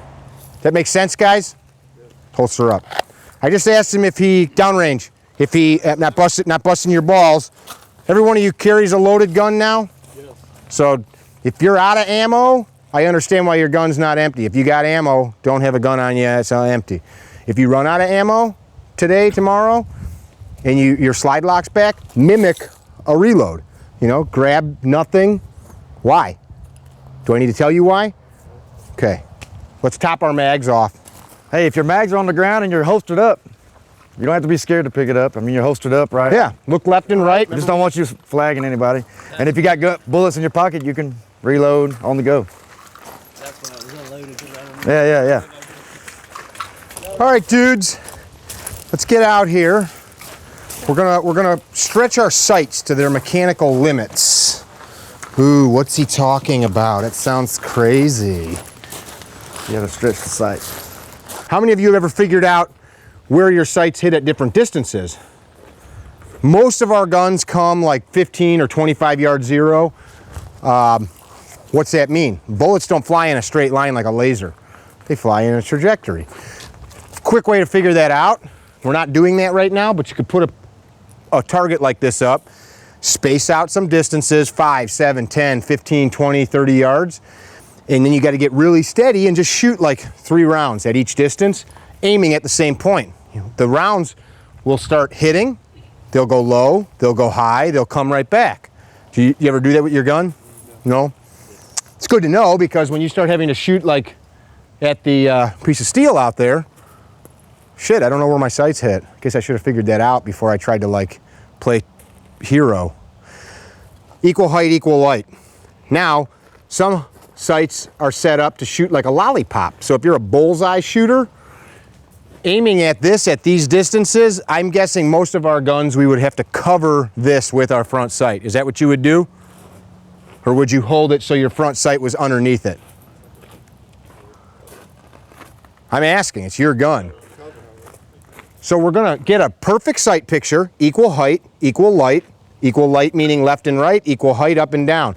I think a lot of people, when you're taking really accurate shots, don't think about how important this left and right is. Just because it's in between doesn't mean shit, which is why like a very good accuracy sight will have very tight dimensions where you just are looking at like sliver. You know what I mean? Where a combat sight, you just get that floating around in there. You understand? So you're gonna get that first shot, press a shot off. Then we're gonna lift the front sight completely out of the notch, still aiming at this. Then we're gonna bury the front sight completely in the notch. Then we're gonna come back to center and go all the way to the left, all the way to the right, or whichever way. I'm going backwards here. So what will end up happening here is you're gonna shoot all around that. Hey, remember, what's gonna negate anything you do with your sights? If you're ripping that trigger up, so you still gotta have good trigger control here. So I'll call it. You're gonna get that first shot. I'm gonna say slack out. So you guys are all gonna be on the sight. Don't shoot as soon as I tell you to. Get the slack out, and then I'll say press, and whenever you're ready, press through, get a perfect hit. We'll come up like right here, guys. Right here. So we're at like about 13 feet or so. Load and make ready, press the gun out. You guys all understand what's happening? Press out, find your front sight, put your front sight right over. Now, just look a little bit. So you got a red dot. If I was you, I was gonna say, use your irons now so you can see what's what. Okay, find your front sight, put it on the paper, just move around a little bit. Feel that sight going left, right, up, down, so you see what's happening, right? I need some audible. Yes. Okay. Yes. Slack out of the trigger. You're gonna put one hole in that piece of tape. Slack out of the trigger and press.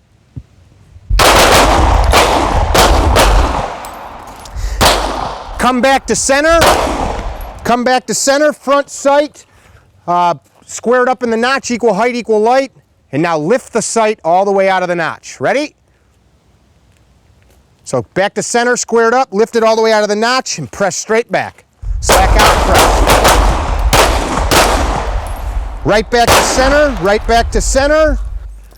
Come on back to center, come right back onto that blue dot, and now bury the sight in the knot. Slack out, press. Come back to center, come back to center, come back to center. Now you're gonna go all the way to the left. So square it up where you got equal height, equal light, and push the front sight all the way to the left, all the way to the left, and press a shot off. Slack out and press.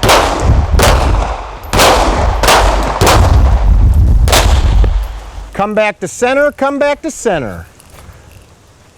Now square it back up, equal height, equal light. Push the front sight all the way to the right. Slack out and press. When you're done, before you guys do anything, what would be a good thing for you to do right now? Something that I'm just going to see if anybody answers. What would be a good thing to do before you reholster? Press check. I heard press check, scan. How about top your gun off? You could if you wanted to. Checkmate. Holster up, holster up. Okay, so that was really good, man. There's people that do this that it's, as Z said, this only works if you're doing everything else right. You know, good grip, good trigger press, downrange. Downrange. So why are we doing this? Our sight is a measuring tool, right? It's a yardstick, it's a tape measure. All it's doing is allowing us to measure the plane of the muzzle in relationship to the target. You've just pushed it to its design limits, and you still got effective hits on, say, the chest cavity of a man, right? And then we overcomplicate it, and we're all of a sudden at, you know, we're really close here, but we assume that we need some super sight picture to get hits. You don't. So we say that there's 3 sight pictures. This is one of those things that you don't want to get hung up on, but it's something to be cognizant of. Sight picture 1 is what we were just doing group shooting. It's a perfect, clear sight picture. If you have a perfect, clear sight picture, what should you see in focus? Front sight. Front sight. So sight picture 2 would be possibly a little bit of movement, a little bit of fuzz. Maybe you see the target, maybe you see the front sight. They're kind of going in and out of focus. At this distance, do you need a perfect sight gear 1 picture? Sight gear 3, shit's bouncing all over. You maybe can't see because of light conditions. I'm fixated on you for whatever reason. All I am doing is basically point shooting at that point. Doesn't mean that I'm not cognizant of the sights. I see them, but I'm not focusing on them. They might be bouncing all over. Does that make sense? And then there's literal point shooting, which in a minute we're going to shoot with our eyes closed, and we're going to just experiment with that. So right now, we're going to press back out. Once I come up range, we're going to draw out. I'm going to have you take your sights. This is kind of on you. You're just going to start bouncing them. You're maybe going a figure 8 on your target here. Just bounce them around and just start hitting the trigger. And watch what happens. Another awareness thing here. We got to be aware that we're not stopping because we want good hits. Watch the laser. I've just got the SIRT gun. So this is pretty much what I'm saying. Like that's how much I'm moving, okay? When you see the sights kind of intersect somewhere where that blue tape is, get a hit. It's not, I'm not like, where's it at? Stop, shoot. Where's it at? Stop, shoot. I'm moving all over. The thing, if to do this drill correctly, you're not moving the sights like this. You're just frickin', they're bouncing all over. You follow? You'll be amazed at what will happen. Kind of like breathing hard, simulating breathing hard. All right. Press out. Here's what you should be paying attention to. Paying attention to actually seeing your sights. See them where they're at on the paper. Make sure your grip's good. See them on the paper. You can do this with your dot too if you want. Just start moving them around. Start moving them around. Start moving them around. Now when you see them kind of correlate to that blue dot, now guys, have your finger on the trigger during this whole exercise, okay? When you see it, you're gonna run through like a mag here. Go ahead.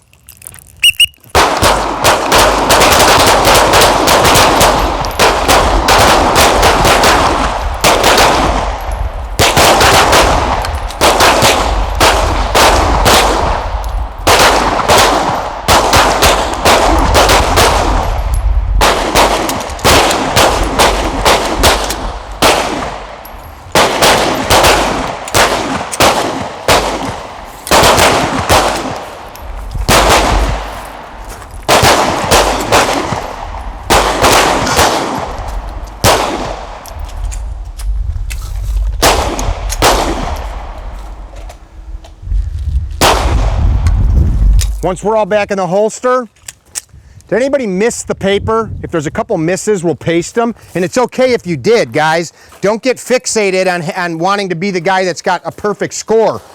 The perfect score is getting hits. The perfect score is learning something. It's hard to make yourself miss. You want to ambush. That's what you want to do. Like he was saying, don't do. You're like, find it. When it's on, shoot. That's ambushing, right? When you're breathing hard or something's moving, you kind of wait on it. When it gets there, you hit it. Ambushing the target, right? The so skill it's hard to here, make yourself do that. The skill here, guys, is not whether or not you can hit it. None of you are going to impress me with your shooting. And it's not because you're not great guys that shoot good. I happen to know some of the best shooters alive. You're not going to impress me with your shooting. You need to become, I'd rather start seeing misses. Misses means that you're pushing it to the limits, and then you figure out what's happening. Here's what we're going to do. Hold these for a second. So, great drill if you guys don't have access to a facility like this where you're on an indoor range. Set this same thing up. Piece of notebook paper, piece of cardboard. We're going to start this drill by you swinging your sights horizontally. I picked this up from Frank Proctor. I'd like to make sure people know that because somebody tells me I stole somebody's shit once. Picked this up from Frank Proctor, which I don't know if it was his or not. Just swing from stick to stick, maybe a little outside the stick. So this is all you're doing. Right now, I've got my sights lined up correctly. I'm tracking like this, okay? Let's step up here. So here's all that's gonna happen. Stick to stick, my fingers on the trigger, slack out, pop, pop, pop, pop, pop, pop, pop. See that? Again, an awareness thing. If you guys start paper, bop, you're not doing it right. Just keep swinging through. All I'm trying to get you to do is be aware of your sights. Pay attention, think about what's happening. Run through a mag like that. If I'm gonna walk up and down the line, so is Z, if you guys are like going too slow, it's not a speed thing, but if you're trying to game it, like he just said, ambushing it, you're not learning a damn thing. So draw press out. Just start running left and right of the stick to stick, stick to stick. If you're hitting what you want to hit every time, you're going too slow. You should be missing at some point when you start moving, once you push it that far. Am I right, Mick? Yeah, for sure. I mean, if you did this all day long, eventually you'd get to a point where you'd be really good at it. But to learn it, you should be falling. Left, right, left, right. Now just start thinking, put your finger on the trigger, but don't squeeze. Go left, right, left, right. Just start saying boom, boom, like when you'd shoot. And you can go both ways. Shoot from when you're coming from the left or the right. You follow? All right, press out. Let's go through a magazine. You guys are moving around a little bit, so make sure that your muzzles are being safe as you're going left and right. So this whole magazine, you're not coming in till the mag goes empty. When the gun goes empty, reload. So pay attention to what you're doing. Let's go. Push your limitations. Wobble limitations.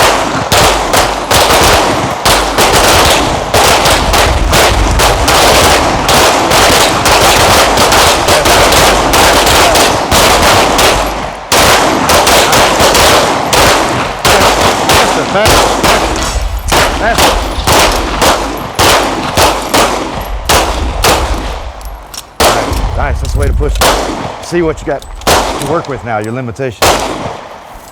You right to your limitation. Always to the left. Next, okay, when you holster up, and we'll... So you can't have sight gear 1. It's not possible if you're doing what the drill is intended for, right? So you got to have sight gear 2 or 3 where it's an acceptable sight picture, we call it. It's an acceptable sight picture that will get me somewhere within my target at this distance, right? And it's acceptable. So I'm not seeing clearly that sight. I'm not seeing clearly that target. It's kind of in between. Boom, boom, boom, boom. And I'm almost point shooting when I start moving fast, right? I know because I can tell that my body is pointing at that silhouette in front of me, right? So that's what you're looking for. Go faster, get to the edge. Don't get unsafe where you're flinging it over here or over there, right? But between these two, go faster, push it, push it. Make it hard to hit what you're trying to hit. This is the kind of stuff that literally, if you put in work on this kind of stuff, you'll become really skilled with the gun. Same drill.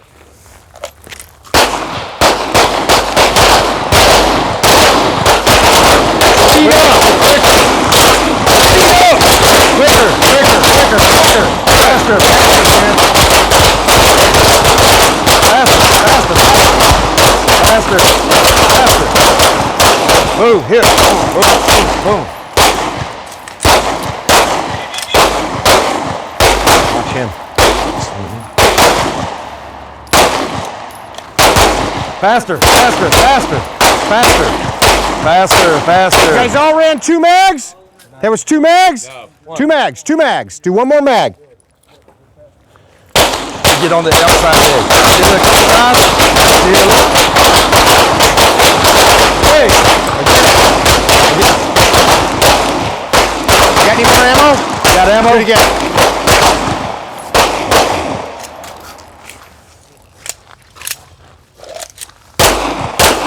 Faster. Faster. Faster. Hey, How's your trigger? How's your trigger? Faster.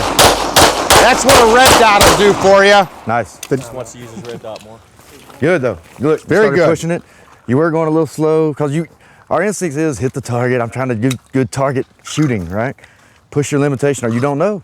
How the you gonna know? You guys holstered up? Yep. Let's scoop our gear. Okay, Good shooting. feels like we got that weather moving in. I'll throw up new shit. You guys top your mags. We'll get these targets prepped up for the next drill. So you're gonna draw. You're gonna get these hits. These hits don't require the same sight refinement.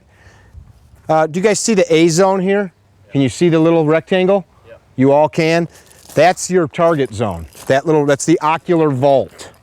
So while like hitting here is the head, that's a miss. You're aiming for this. That's like 4 inches by 2 inches. So what has to happen? You got to slow the down, get that refined sight picture, get the slack out, and get the hit.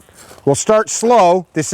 Now, hits are all that matters on this drill. There's no time requirement right now. Let's go 2-1, 2-1. Ready? And then final sight picture and retreat back to the holster. I see what we're gonna do. They're gonna end up telling them to stop pausing on the first 2 shots. So the next one, boom, boom. 2-1.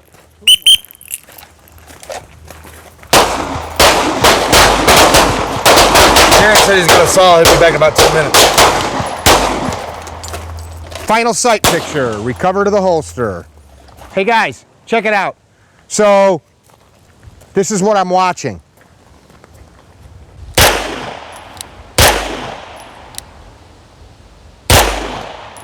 What you should be doing, watch me, not the target. I made up my miss. You don't need that refined sight on that paper. That's not a sight gear 1. Throw it out there. Slow down, get the hit. See what's happening? What's the point of doing the drill? If I was really in a fight, right? I'm getting my gun up and getting it on something as quick as possible, that acceptable sight picture, bang, bang. And then if it's still happening, which, as you see, we didn't get to see the video, but it's talked about in the paperwork you have, bodies keep moving when they get shot with bullets and it's not in the off button, right? So boom, boom, got him slowed down. Now make sure the threat is gone, right? If it was still a threat, which in this case, these are still threats. Only hits count. I missed. What happened? Made up for it. How did I know I missed? Because I was immediately assessing what I was doing. I did not, watch me, not the target. I didn't immediately drag the gun in. I shot, not that. I saw through my sights the miss. I saw it appear. Okay, get it again.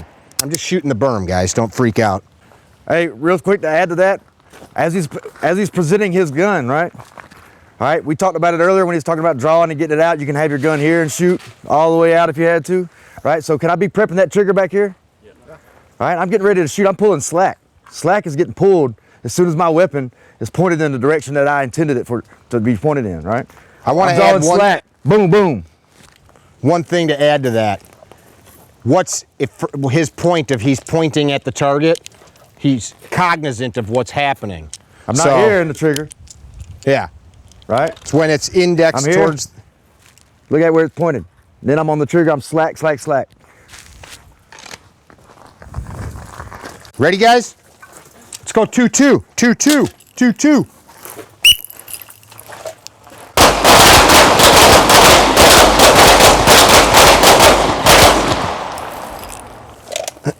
If you Make sure missed, get that last sight picture before you holster up. Good habits. same.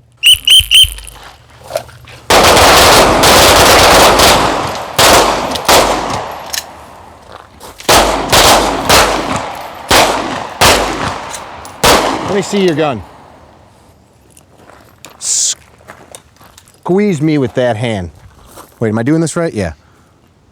Yeah, squeeze, big boy. Squeeze. Squeeze, more. I need more. Is that all you got? Is that all you got? Yeah, like that. That's a lot more pressure than you're applying, aren't you? Mm-hmm. What do you mean?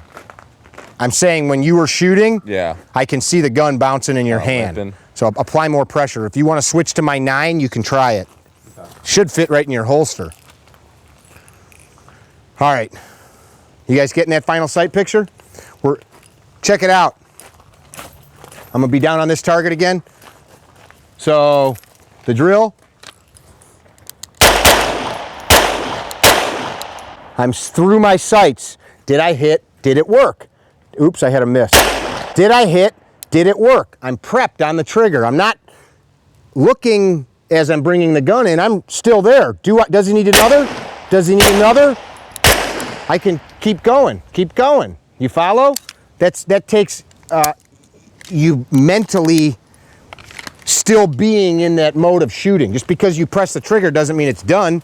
I'm ready to go again, if you need to. 2 and 2.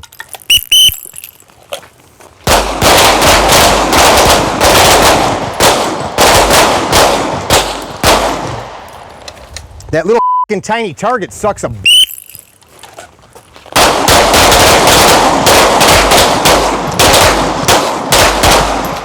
Did I hit? Did it work? Does he need another? So I'm here, boom, boom, boom. Last sight picture. Same. Same.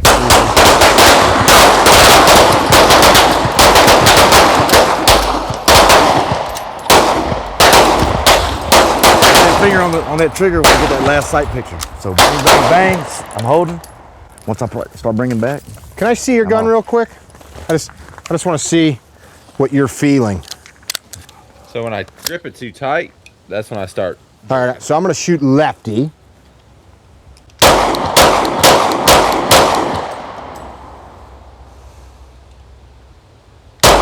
Feels weird.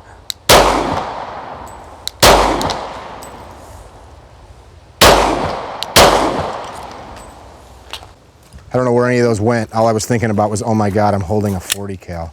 It's scary, isn't it? It bounces around for sure.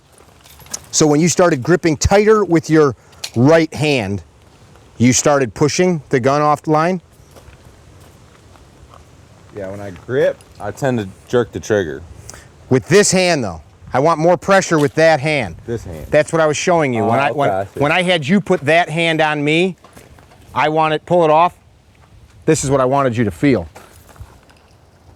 It's kind of hard if I'm not right here. I'm not being gay. He's using the leverage. Yeah. Like we talked about. Get that arm, push into that gun a little bit. You guys got ammo on you? It doesn't matter if you're crooked a little bit. It doesn't have to be perfect. You got a little bit of ammo on you? Just leverage that hand into it. Got a little bit of ammo on you? With this muscle, you're squeezing with this muscle. Pushing in, right? Yeah, look. Let's try it again. Look at my You elbow. guys pick the cadence. When I do you that, pick how many shots put it you out want to straight. send down range. Right elbow. Yeah, now pull your elbow up and do this. Z, we're going. You keep doing what Yeah, you're doing. sorry. No, I was going to say, Just you try keep it. going. Leverage it up a little bit. You'll feel it. You'll feel it. Like this. Put your hand up. All right. Now, just hold it. Now feel this. Feel this. Did I hit? Did it work? Yeah. Just that movement. Just that little. Because I'm getting the leverage. Right. And then you ain't got to do something crazy. It's just. I'll pay anybody $30 to shoot Drew's camera right now. I'm just boom, boom. It's a little bit of push with that outside. You got ammo left on you? 2-1, 2-1. Ready? Dogs behind you guys, pay attention. Don't be scared. Right up there. It's like the police academy.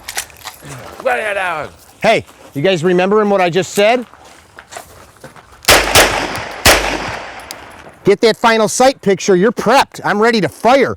I'm not saying this just to you. That's not why I'm standing here. It's not, did I hit, did it work, is everything good? I'm ready to fire again. I shot, does he need another? Yeah, does he need another? Don't drag the gun back in and then have that conversation. That's range crap, To add to that, like I was mentioning that to you, some of you guys, you're getting that picture, but you're off the trigger and you're turkey necking, we call it, All right? If you really, I know it's hard to do on the range. You don't have a real body facing you. We're gonna do drills later that'll put you more in that mindset, but it is a mindset. You're training yourself now. Visualize, I'm shooting, back on that trigger. Do I need to hit him again? Then you can pull off the trigger once you're done. It's a rangeism when you pop out of the trigger all the time because you're used to drills. Same thing when you do this, you're like, and you're back in the holster super fast. Don't do that. Right here, I can collapse down, scissor, the opposite of the scissor in back, here. Even after I get my last sight picture, boom, okay. All right, what do I got here? Maybe I need a holster or not, you know what I mean? But you don't have to be in a hurry here, right? That's nice and it feels mechanical. I do the same thing. I'm like, because it's like a mechanical freaking reaction from doing things on the range so much, right? But getting the self-defense mindset. Boom, last sight picture, off the trigger, I'm bringing it back. I can collapse. I ain't got to do all the dramatic crap like this, right? I'm not in a commando movie. I'm just checking, seeing what's going on, making sure this guy's not going to shoot me. Or maybe I can make sure I can pick up my mags after I holster. All right, I'm not in front of anybody. Let me just get my mag. Not flagging anybody. Makes sense? It's hard to do. I know if you've done a lot of range shooting and you've done a lot of drills, you're programmed a certain way. Try to think in the self-defense mindset. Think about, that's a real person, I'm shooting. Get yourself in that mindset. We're gonna get you in that eventually, but start thinking about it now, prepping, visualizing. If you gotta load up. How many? Side picture or shots? How many shots? 3-2. 3-2, ready?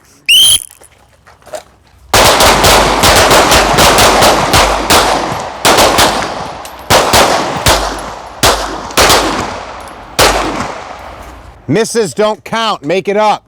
There's a shot below the head, make it up. What that last sight picture's for. Above, make it up. There you go.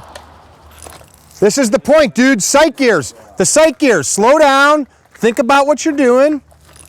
Ready? 3-3.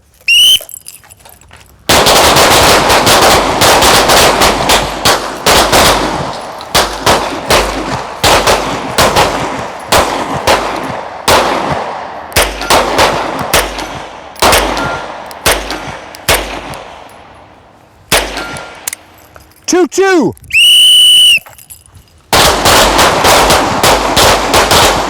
Reload!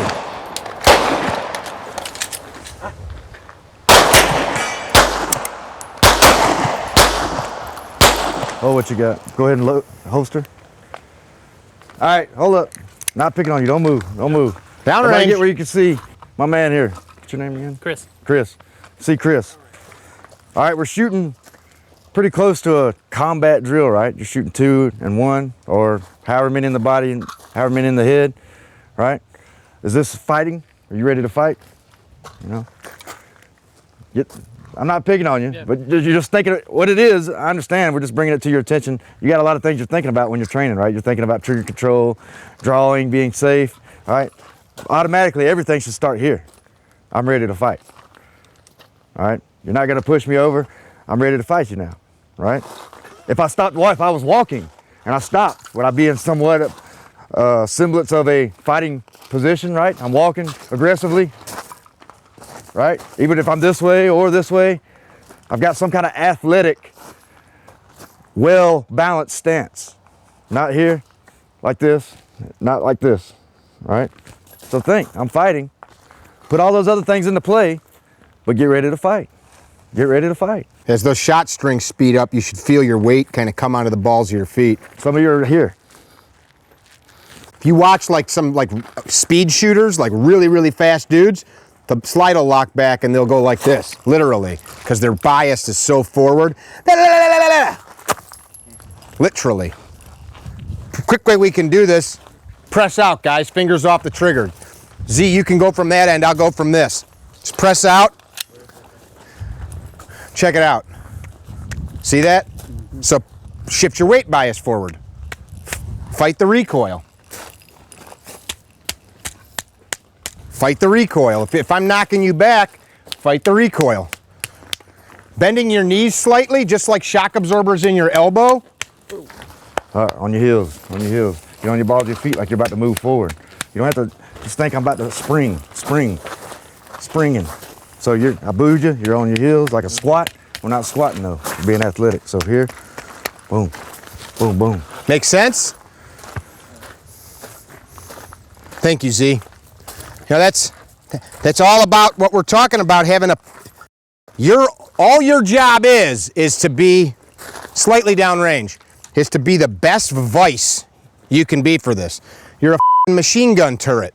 That's what you are. I missed one.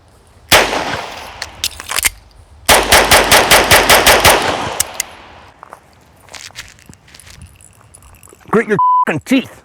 I just do that for fun. 4-2. Aggressive behind the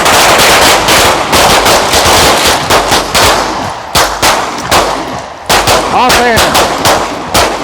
More strength here, more strength here.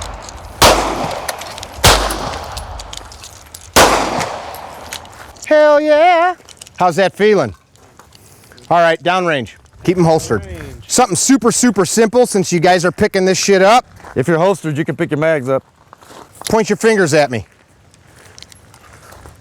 I'm not where I was, right? So we're gonna just start incorporating a little bit of movement. Later we'll incorporate a lot of movement. It's not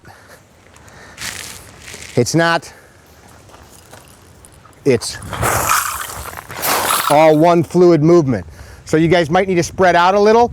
It's okay if you're angling slightly towards your target. So if you bump into the guy next to you, that's okay too. You might bump into somebody in a fight. Get off the line, find your sights. Might this be kind of important to be able to move and shoot simultaneously if we pronounce it correctly? So start adding that. So you're gonna move, you're gonna draw, you're gonna engage whatever number that we're telling you, then what's gonna happen?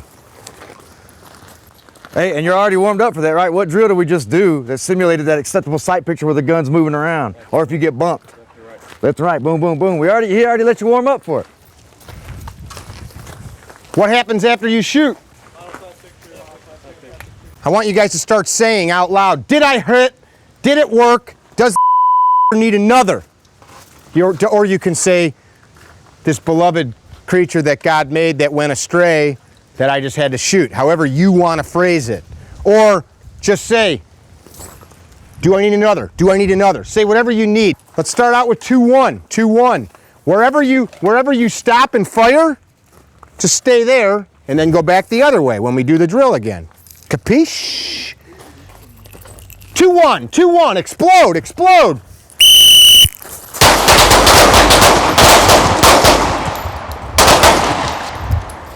What didn't I just hear anybody say? Did it work? Does he need another? Do I have to shoot him? 2-1.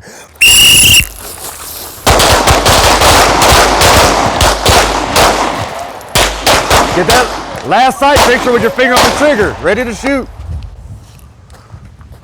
Who missed any shots? Why did you miss? Don't answer me. Are you analyzing that? What did I do wrong? I don't know what it was. Did you get on the trigger too hard? Did you not have a good sight picture? People that are really amazing shooters are nothing more than somebody that's really highly aware of their body. A figure skater spinning, Walter Payton dancing over people with a ball. You follow? High body awareness. You know what that's called? Proprioception. Proprioception. Look that word up later. You have awareness of your body in time and space, what it's doing. Pay attention. You can build that. 3-3. Explode!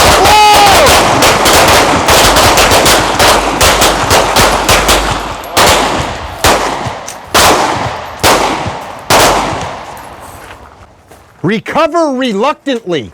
You guys are shooting somebody that committed something against you that required you to probably end their life or at least alter their mobility for the rest of their life. Recover reluctantly. Don't be in a hurry to put that gun away. Did I hit? Did it work? Then, does he have any friends? Does have any friends? Range scanning, just looking around is meaningless if you're not identifying something.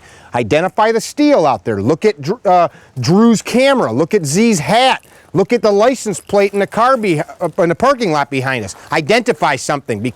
Again, you are aware. Can you be more aware or less aware? I think no. I think you are either aware or you're not. You can't like try harder to be aware. Either you're open to allowing information in or you're closed. I'll add to that, multitasking is bullshit. You can't do a bunch of things at once that require your brain. So we got to get all of these mechanical things, the shooting, the moving, the placing hits on targets, the reload, the holstering or drawing and reholstering to a subconscious level so that now we can free our brain up to actually perform the strategy of fighting. You follow? Yep. Would you agree, Z? Yes, sir. 3-3.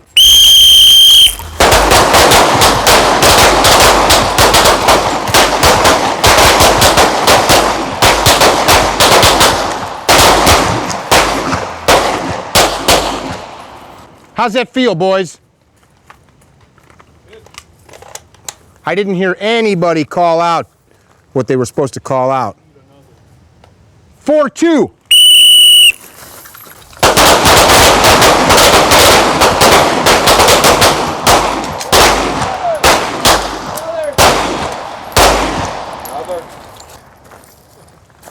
You know, when I'm training while I'm trying to be safe, I don't really give a shit what the guy next to me is doing.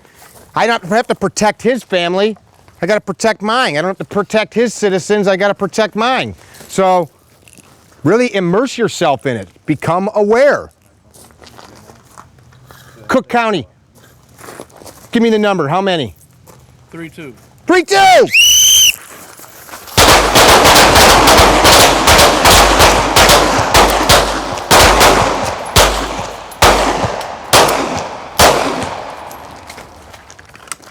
Cool. How much ammo's left on you? 2 mags. Mag? Clarksville. How many? 2-2. 2-2.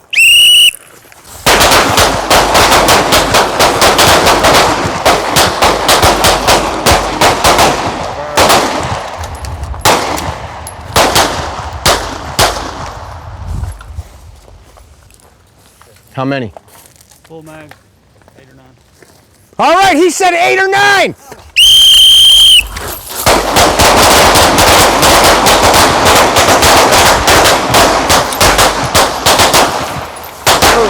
Keep fighting. Just checking your stability. Yeah.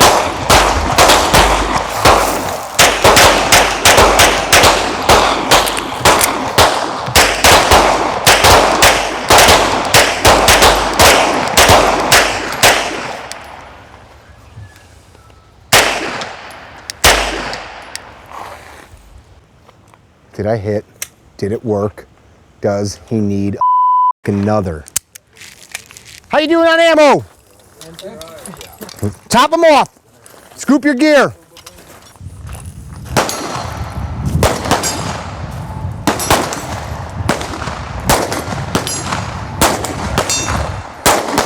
High. Ineffective. Hit. Hit. You shot about 6 feet to the right. What happened there? Go ahead, do it again. Slack out, so put those sights right on the middle of that steel. Get the slack out. Slowly press straight to the rear. You're shooting, you're looking right at the front side. Let me see your gun real quick, bro. Just want to see what's happening here. I'll do it with my irons. But yeah. When you're iron. Where'd that hit? High.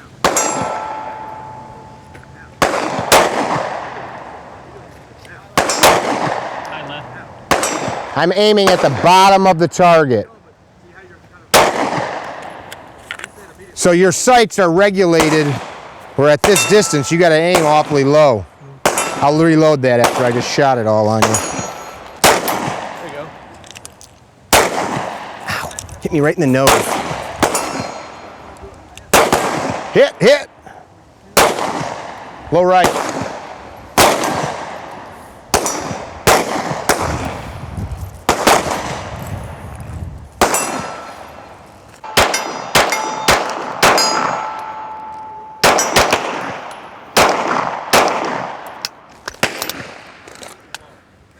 So I didn't let it lock back. My hand rides high. You see what I was doing though? Right back out to that wall, right back out to that wall. Now what I've seen you were doing, let me show you with this circ pistol right quick. You're going and creeping back out. This is what I mean creeping. Boom, creep out. I want to go boom, set, boom, reset, boom, reset. And if it makes it go off sometimes because I did it too fast, then you know your limitations, just like we did on speed air. Reset, reset, reset. Sometimes you see me do it, I went bang, bang. Because my wall, I reset it too shallow, basically, and kept going. Gotcha. Makes sense? So you're just creeping out and you're like, bang, creep. All right, reset, bang. When I shoot two, bang, I need to reset that thing fast. Gotcha. Yeah, so the 50 meter is the big one. Okay, gotcha. Think on trigger reset. Gotcha. You don't have to rattle them off, but just reset fast. Gotcha.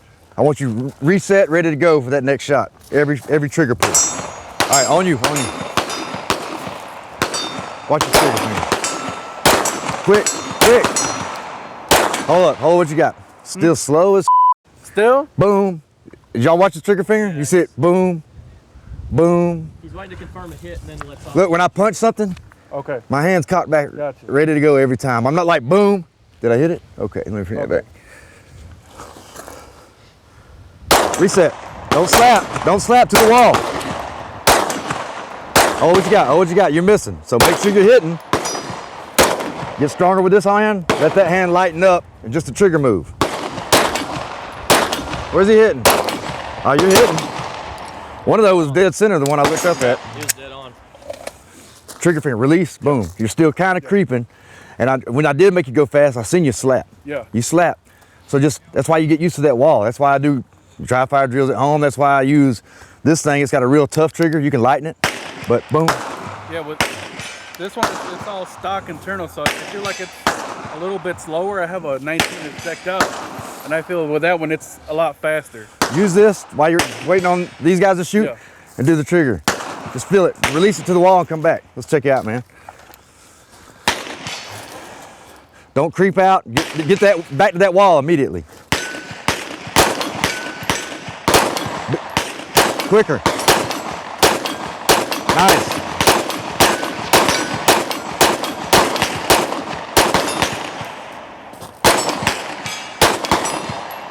Look pretty good. Look pretty good. Misses. That was Look pretty good. You got slow at first, a little slower at first, then you got quicker, and you look like you was coming off a little bit. slap it. Yeah, you're coming off a little bit, and then that right near the end, your last 2 or 3 shots, you settle back before you shot. Settle back, settle back. Sometimes you do slap, but I make sure I don't jerk off that. I settle back quick, settle back. I can't hear that one good for some reason. Reset immediately. Reset.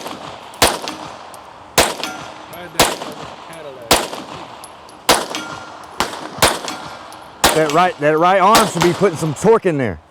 That elbow, use the leverage.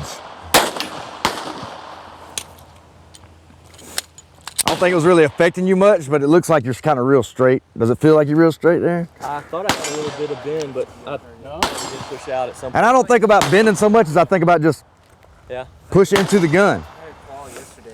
Where was I Feel hitting this at real the- quick. Yeah, I didn't see where he was hitting. Where was he hitting? Did you see? It was high, and then well, the thing, I think it was just Like the beginning of it. Feel this real quick, Ben. like you shoot a picture. Hey, you watch him when he comes up. So I'm holding you go ahead, man. It's on you. So here's me holding just regular grip. Yeah. Do you feel the difference? Up top. Yeah. And that's the meaty part of the hand, right? The part that we're always taught to make sure it's got good contact. And I'm not making any, this will give out before this will. Just torque. Right, so I can relax here. Yeah. Got it. And it pushes that vise right there. Yeah. Good reset, good reset.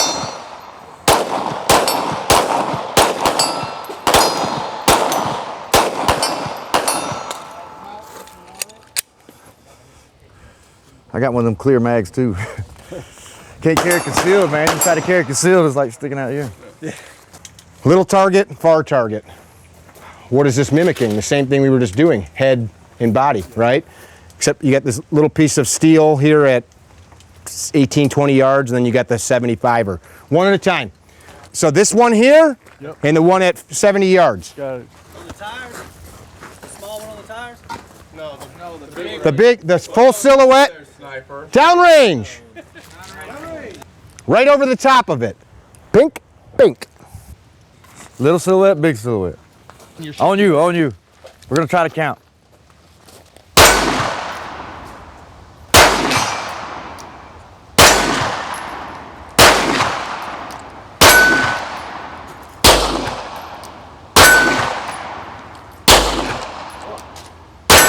No time constraint.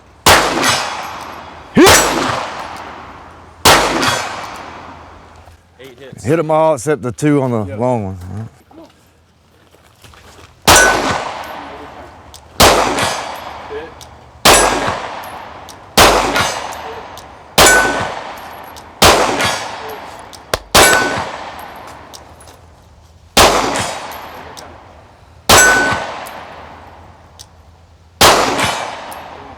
That's 10. That's 10. 10 hits, 10 rounds, 10 hits. Hey, bro. Optics.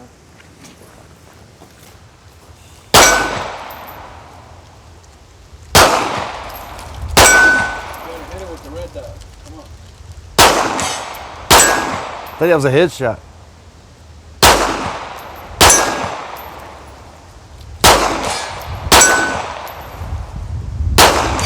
How many is that? Hit it again. Is that 10? I don't know. One more. One more. Or far.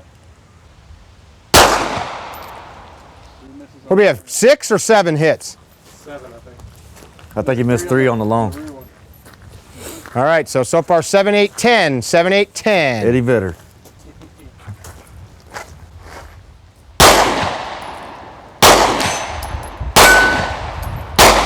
No time limit.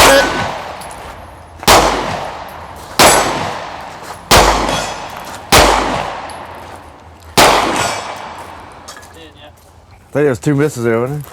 So One 8. on the long, one on the short. Well, Roll in. Nice, sure. Who's up? if you don't get 10, you don't win anyway. You don't win unless you get 10. We already got somebody.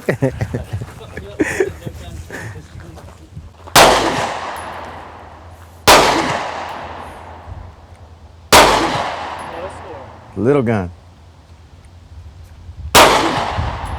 You're on the spot, trigger. Think about the trigger and the sight.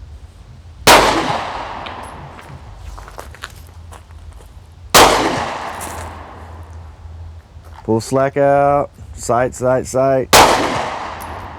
Reload, reload. Where's he hitting on that small one? Oops, sorry, Down bro. and left. Anybody behind him? Not see?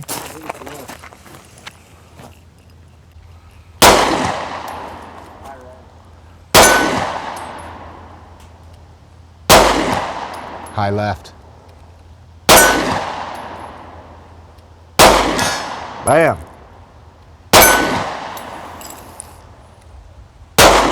Bam. You got dialed it in at the end there.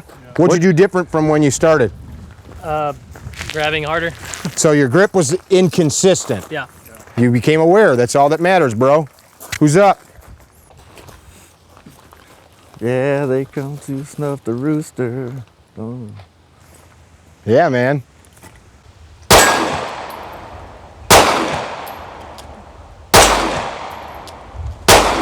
You're shooting high on the far one. Low. Slow down, Adam.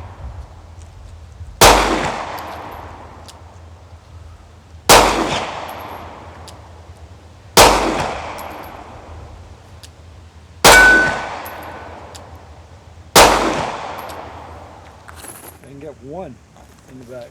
No? Get one. Make it up. Make yourself feel better. Tighten up. Slack out. Slack out. Press straight to your eye. You shot really low. I'm wondering if you're seeing. Holster up. Holster up. I'm wondering if you're seeing the same thing every time at that distance. I mean, my vision's screwy. Double action. Smooth, smooth. Smooth. Now get the slack out of that son of a gun. Right in the center. Low right. Get the slack out.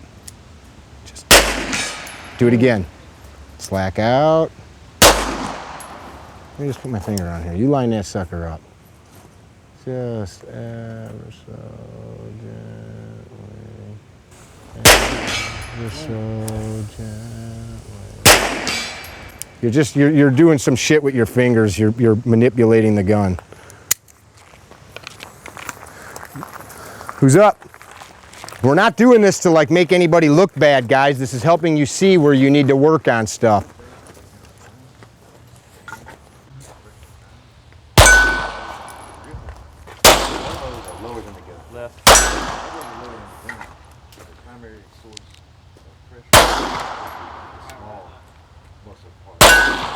Ben, that's one of your guns right there.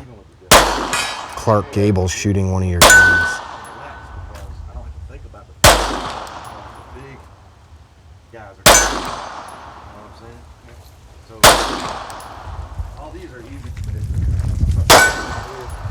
Like you said, sympathetic movement, they want to move, right?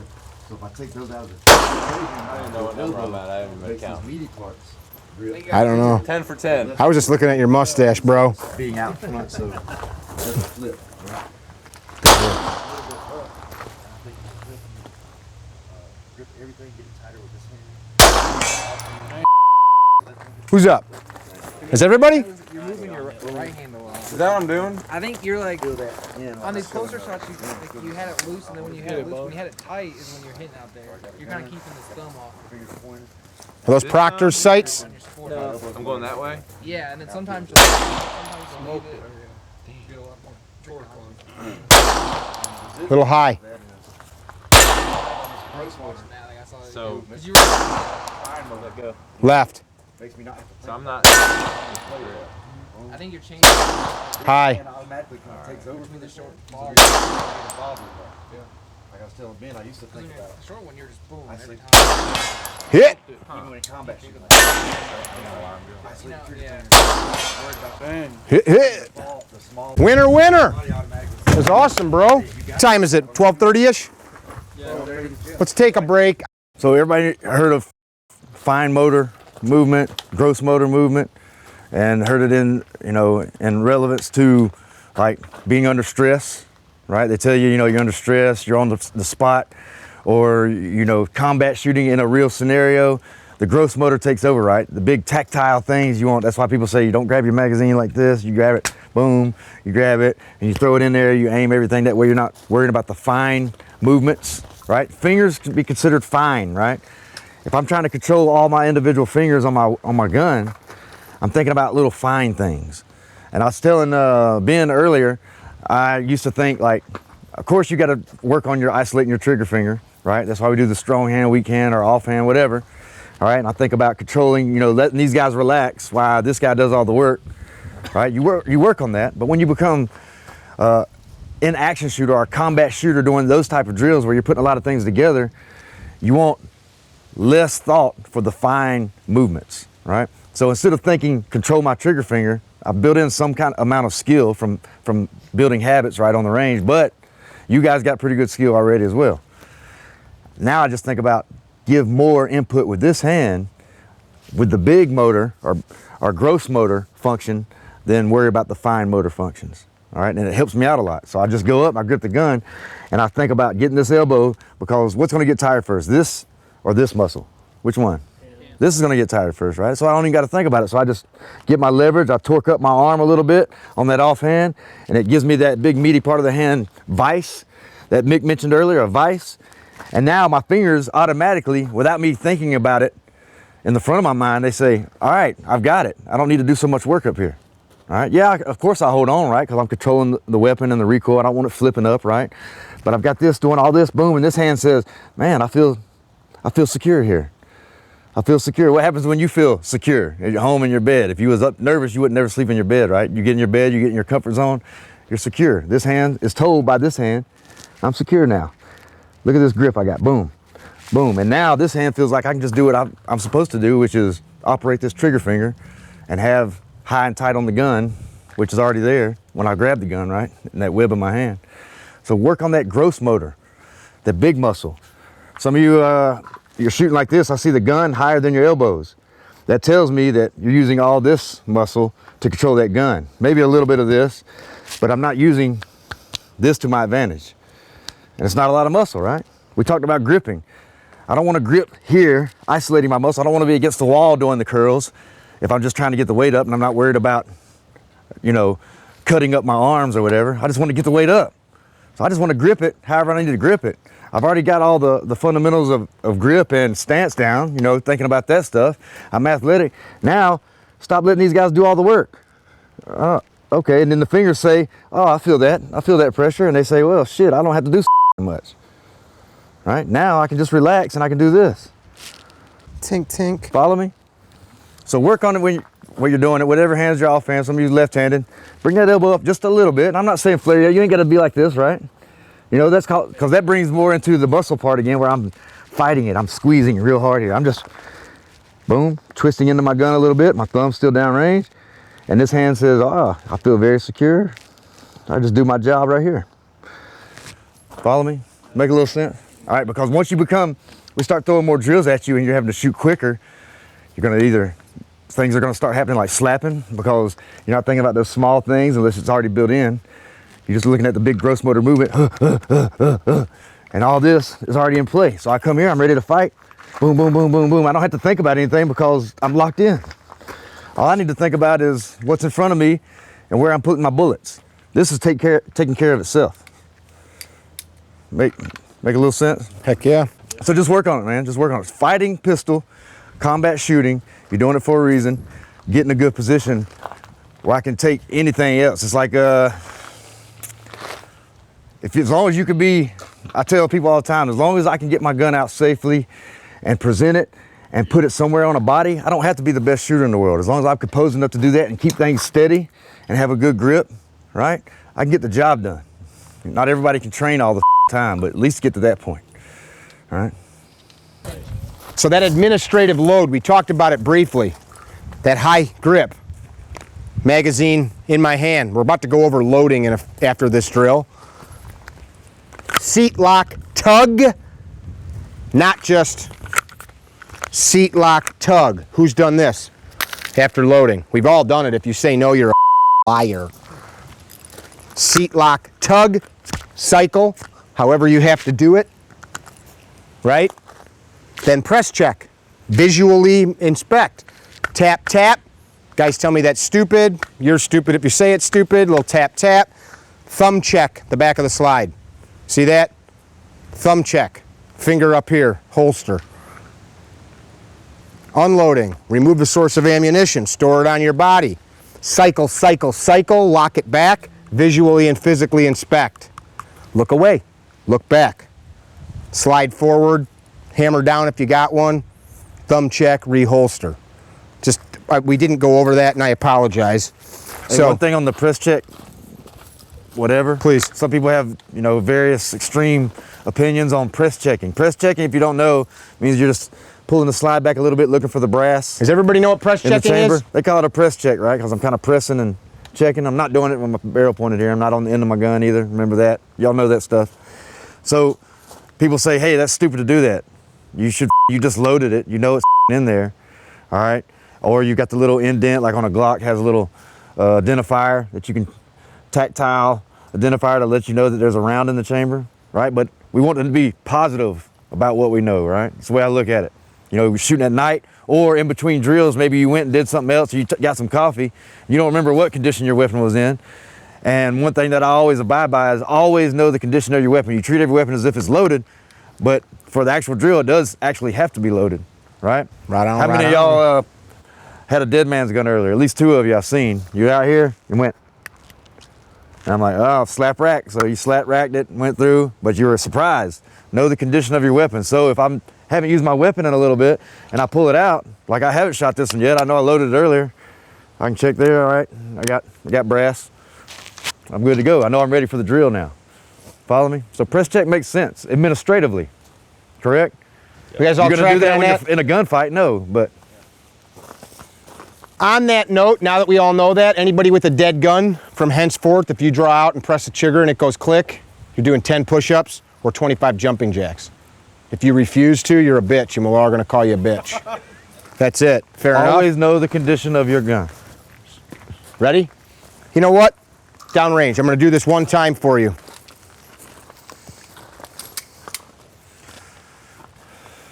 We talk about physical check too, Mickey. Good master grip. Seat lock, tug, cycle. Press check, press check. I could also come this way. Feel what's going on, it's dark out. I just wanna make sure that you guys fully appreciate why we're doing this. With me, hammer down. If you got a safety like a 1911, safety on. Thumb check, reholster. Why am I thumb checking the slide? Anybody? Thumb checking it for numerous reasons. If something was to fall into my holster, I would physically feel the slide come out of battery. That's a good thing to know, because if my gun's out of battery, I pull it out, what will happen? Nothing. Why else? Mentally, shooting grip, definitely not a good firing grip. If I fire, this would not be like a great way to fire, besides the fact that it may stretch my thumb. Gun's only gonna work one time. So this is me mentally, just like when we unload and I told you look away. You guys all heard me say that? This is me mentally disconnecting. Done. Firing sequence over, playtime over, fight time over. All I'm worried about now is safely putting a loaded weapon in my holster. This is like the professional shit you watch people do and you're like, yeah, that guy kind of knows what's up. You see people that are just like being willy-nilly, you know they don't know what's up. Or they did know what's up and they don't give a shit enough to do it. Unloading, sorry. Remove the source of ammunition. Notice what I didn't do? I saw one of you do it earlier, I don't care. Sometimes we're all guilty of it. 15 cents, dump the thing to the deck. Cycle, cycle, cycle. Lock the slide back. Visually and physically inspect the chamber. Look away, look back. Done. Slide forward, hammer down, thumb check, reholster. Tracking? Yep. Why don't we roll the gun over and dump that round into our hand? Why am I not doing this? Well, can't do that, but also got an ejector. All of these guns have an ejector. Your Glocks have it, your M&P has it, your Springfield. That thing's just about the right size to get pushed into the firing pin of a round. Could it not be conceivable that this could get jammed in there sideways with that firing pin against that? If that goes forward when that happens, this does not send the bullet down range. It grenades in your hand, blows chunks of meat off. We'll do this. We're gonna work a little bit on single-handed shooting, one hand, the other hand, and then from there we're gonna go into some reloading stuff. From henceforth today, if your gun goes empty in this hand, reload with that hand. Figure out how to dump the mag. If it goes empty in this hand, so for me, if I'm here, I'm dragging a mag from across my body, right? Don't cheat yourself, because if you're training with this hand, there's a very slim margin where you could say, well, I'm using my offhand because I'm trying to keep myself behind cover, and you follow? Yes or no? Yes. You know, but most of the time it would be due to what? Injury, or your other hand for some reason being preoccupied. So don't put the gun back in the other hand to try to figure it out. Got it? Got it. So we'll get out here. So you're saying with that hand you can hit the slide or the mag release? Figure it out. But you're not doing it one hand. Like yeah, well, this is not a one-handed reload. You're not putting it between your legs and all that. Or, yeah. Thank you, Z, for clarifying that. Right back to what we did this morning of group shooting, except now we're going to manipulate strong hand, non-dominant hand, weak hand, left hand, right hand, whatever the you want to call the one that you don't write with. I write with both. Well then, okay? So quite simply, we're going to draw, fingers to the locator position. What do you got to do to get the gun from one hand to another? Just safely get it in the other hand. That's it. There's guys that teach allowing the gun to fall forward like this so that you can open up a space in the back strap to put your hand into. And there's dudes that teach keeping your fingers tight and just handing it off. I think this is one of those things that's like not that difficult. Don't do that. Don't overthink it. Finger off the trigger. Keep enough positive control that you can get it from one hand to the other. You know, it's not like weird shit like that. So we're gonna have you guys get it to the other hand. We're gonna just shoot some groups. Strong hand, weak hand. We'll give you a little finite aiming point again with the... I got a marker. You got a marker? Okay. You want to be able to use that sheet of paper? Yeah, just go right in the middle of it. Just put a little... Is this yours? Who's ever first? Little 3/4 inch square. Yours? We're not going to do this long because this is one of those things that you got to spend a lot of time on to become proficient. Draw, transfer the gun to your other hand, transfer back. Try it a few times. Pay attention to what you're doing. As you go back and forth, do you guys have to like manipulate it, or can you get it cleanly into, like if I have to grab the gun and I end up with a grip like that and then have to do shit to get it into a good firing position, that's not what I want. I want it to go right where she needs to go. Tracking? Yep. All right. So in your non-dominant hand, let's do one magazine. This is totally for accuracy. That little dot, all the same mechanics. I'm going to let you do it as you do it, and then I'm going to talk to you about how to get better at it. Whole mag? Yeah, go a whole mag, nice and slow.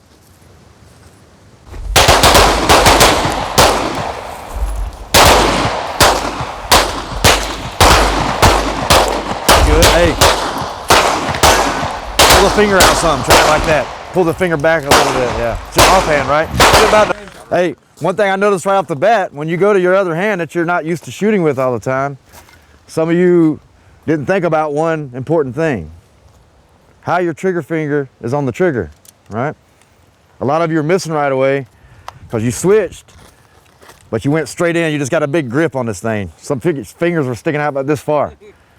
Now, the more you got on that trigger, the more you're wrapped through it, the more you're gonna manipulate that gun, right? Because you're using that whole big hand of muscle to pull that trigger. You still gotta go to that sweet spot, whether it be all the way through or wherever it's sweet for you. Mine's all, you know, kind of out towards the middle of my last part of my digit there, that last knuckle, right? So think about that even with the other hand. Still comes into play. And think about this. I don't know if you've heard this before, you probably have. Pressing the trigger back straight towards your nose. I'm trying to pull, not yank that trigger this way or push it that way. I'm pressing it straight back to me, like I'm pushing it to my nose like this. Boom, boom. All right, so still got to work that trigger finger, even though it's the other hand. Some of you were missing right off the bat with that because you're just hooking that thing through there like a big meat hook. Big old meat hook. What was you going to point out, Vic? So, without drawing your gun downrange, press out like you got your gun in your hand, two-handed. Whatever your non-dominant hand is, without moving anything, just take it away. So, it would stand to reason that that should be about what it looks like when you have one hand. The only thing that you may want to do is put more weight behind it. When shooting, we're a big pile of meat. Meat is mass. In order to control the gun, I want my mass behind the gun. If I go like this and try to shoot, it's going to be a lot more difficult than if I'm like this. So rather than this, I just put my weight behind the gun, right? Two hands, one hand. Something that you might want to try. Here, here. It's allowing that recoil impulse to come back towards you. A lot of dudes train this canting inboard. This is okay, and I used to teach this a lot, but what happens now is the recoil impulse wants to go like this. I want this for a lot of reasons. There's nothing wrong with this, and I will catch myself quickly shooting like that. What happens though with our measuring tool? Now it'd be 45 degrees or something, up and down is no longer up and down, and left and right is no longer left and right. So windage and elevation are all skewed. So you're trying to line shit up and you're missing, and you're like, I'm right there. Well, you might have to like do some screwing around to get hits. This distance, it doesn't matter. We start trying to shoot like steel or something out there and you're canted. Es no muy bueno. Yeah, you're used to seeing the gun this way and catching that sight back up. Why not keep it the same? Yeah. Less things for you to adapt to, right? And you say, well, Z said put your elbow out. Well, that's when you're having two opposing forces, right? You're pressing against each other. Out here, there's no reason to do this because I'm not pressing against anything here. So do this, guys. Take your weak hand away, off hand, non-dominant hand. Whatever leg is in front of the firing arm, step forward. I don't want to like make this complicated, but I'm going to set you up with a good platform now. Shift your weight onto that front leg because now we're being able to control the recoil better. Pull that elbow in slightly. We're going to line the sights up, slack out, same thing that we were doing. I'm going to try that again. So I'm going to walk you through it by the numbers. Press out. You guys, I didn't really see any dots disappear. You didn't shoot them away, so let's aim back at that dot. Get rid of your non-dominant hand. Step forward with the leg that's underneath the gun.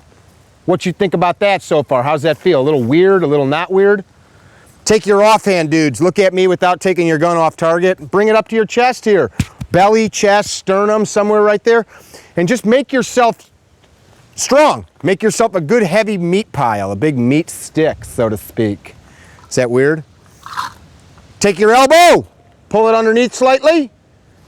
Line your sights up. Get the slack out of your trigger. I should right now hear all these triggers going. Get the slack out. Slowly and gently press straight back to your nose or eye.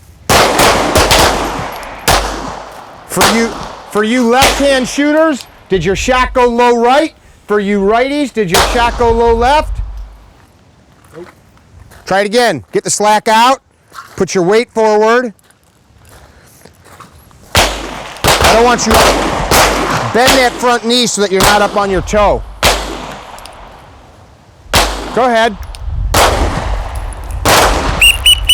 Go ahead, run through that mag. Think about what you're doing. Slack out, and press. Slack out, and press.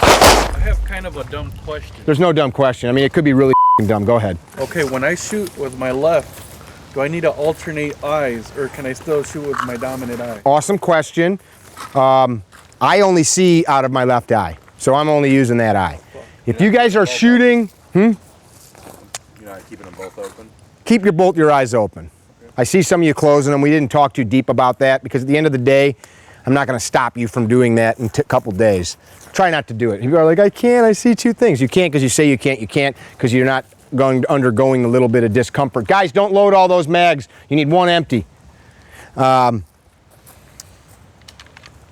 a tactical standpoint though, if I was using this as a wall that was cover and I wanted to just to get a little bit out of from behind cover, if I decided I wanted to use my right eye, don't I have to stick a lot more of my noggin out? So, I mean, you could start to have that discussion, but you should be forcing yourself, just like I just told you to reload with your opposite hand, make both your eyes work. Point in case here, we're in the jail, and we're scrapping. You know, I just poked you in your eyeball. That's not my good eye for shooting. You get a bug fly in your eye or a little piece of dirt, the tears are pouring, you're trying to, you can't get it. Now you're gonna see to fight with that. No, man, use your other eye. Well, if you don't already use two eyes, and you're used to using one, I still do that. Like if I'm shooting at that 73 yarder, I'll squint one eye and use my dominant eye. If you're up close like this doing combat shooting and you're not used to it yet, just try to squint one. Don't close it all the way. Just kind of squint it where the other one takes over. You should already know your dominant eye by now. I know some people shoot right-handed and they got left eye dominant, so they have to cant a little bit like this or whatever. Whatever it takes, that's fine. But just try to practice a little bit. Squint a little bit just to ease that one off and try to get both eyes in play there. Another thing, as you're shooting with one hand, what are some of the marksmanship thoughts that you have about what you're doing? You got trigger squeeze, right? You're thinking about, we already mentioned trigger squeeze, right? We're talking about pulling it straight back to your face, getting the right spot for your trigger finger at first, right? You got to be set up for success. What else is something that's a little more prominent when you're shooting with one hand, do you think? Grip is one. Well, grip's going to be pretty much what it is, right? You're not over gripping and you're not doing this. You're getting enough grip so your fingers aren't too sympathetic to the trigger finger. But anticipation. You know what anticipation is, right? You're looking at it and you're like, I'm pulling the trigger. And for me, shooting one-handed, especially with my offhand, my non-dominant hand, it's harder for me to hold it on target for some reason, whatever. And I I'm trying to ambush that trigger or pull that trigger, press that trigger at a certain time like I do with my right hand, and I can't do it. So I'm a little bit longer, so I'm a little more, I'm kind of anticipating in my head. I'm like, it's about to go off, it's about to go off, and I can't control the blast like I do with my right hand, because you never really ambush it and make it do what you want. It's kind of, you control it to make it go off at a certain time, whether it be a millisecond or whatever, right? You kind of control it into that. This hand, you want to, y'all feel that? Yeah. You notice, look at some of your targets. You think that's from anticipation? This one for sure. Not picking on you, but it's getting into it, right? Kind of pushing it down. If you're all over the place, you're anticipating a couple of things going on there. But think about that. Anticipation is going to be more prominent using one hand, just like that trigger finger, because you don't have anything to offset that. You just got what you got sitting out there. Boom. So think about those things. Take them into account. Let's try it again. We're gonna draw. You're gonna give me 2-1, strong hand only, 2-1. Ready? And then what's gonna happen? Got time, it's not fast. What happens after that last shot? Sight picture. Sight picture, where's your finger when you're getting that final sight picture? On the trigger, slack out, ready to f***ing smoke a.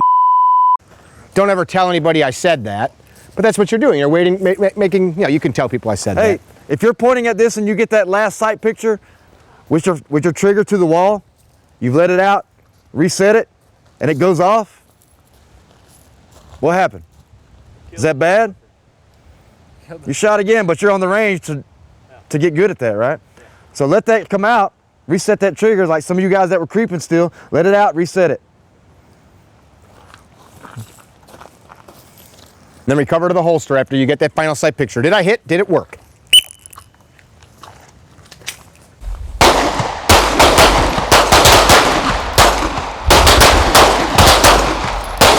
Did I hit? Did it work?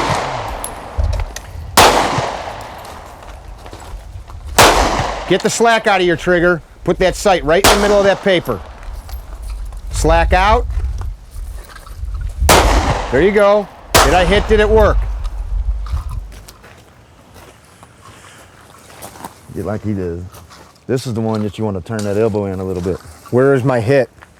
Should have a hit in that piece of paper, notebook paper, or I'm sorry, index card. Oh, we're doing the index card? 2-1. 2-1, I said. Two in the body, one in the index card. Finish it. So we don't Finish say him. Slack out.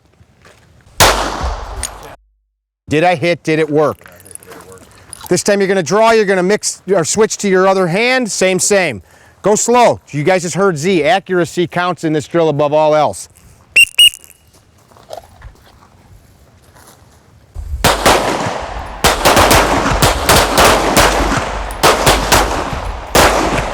Make it work. Remember to shift your weight forward in front of that. Remember to shift your weight forward. Hey guys, remember, think about whatever hand is forward, just step underneath it. Just step underneath it. That's all you're doing. It's just changing up your center of balance a little bit, your center of gravity rather. Try it again with your offhand.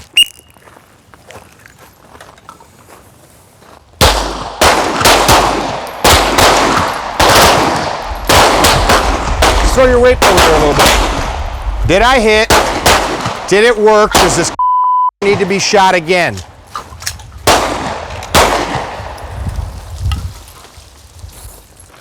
Just gonna step up here onto your target.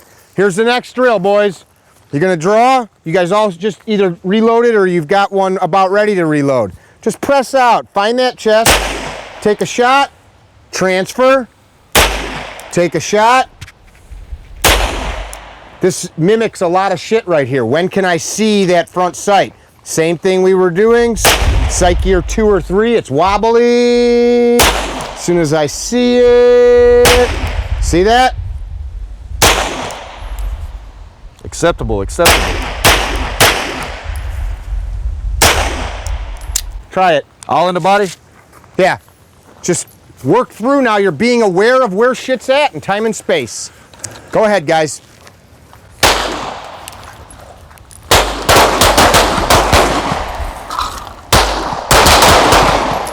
Remember to shift your weight. Shift your weight.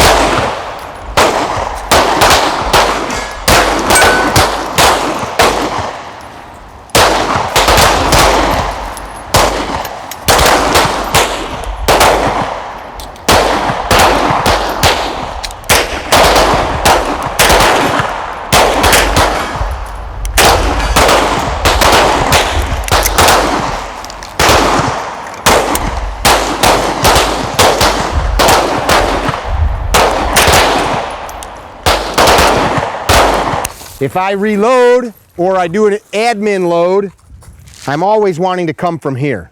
Don't just willy-nilly like I'm touching a mag, that's good. Come from mag pouch 1. Chances are most of us are only going to have one on us as a off-duty cop or a civilian, which again, I will reiterate, a police officer is a civilian.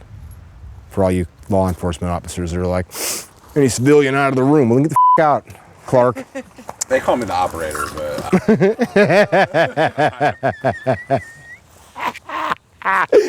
That's good. If you remove this magazine and put it in your gun, replenish that mag pouch. If you do a tactical reload and have one that's now got like 5 rounds in it, put it in the back. So now I know, full, a few left to save my skin, right? Make sense? Again, just like a training etiquette kind of a thing. You start seeing dudes take empty mags and put them in their pouch, what's gonna happen eventually? I'm gonna draw that, yeah. Drop it to the deck. If we need it and the drill calls for you needing it, if you don't have 11 weapons on you like I do, just shove it in your belt, shove it in your back pocket. You know, put it somewhere. Be aware of how you're set up. Are you ready to fight or are you not ready to fight? Yeah, if you got shit all discombobulated and like, I knew this dude that always liked these full, so he'd always pull them out of a pocket here.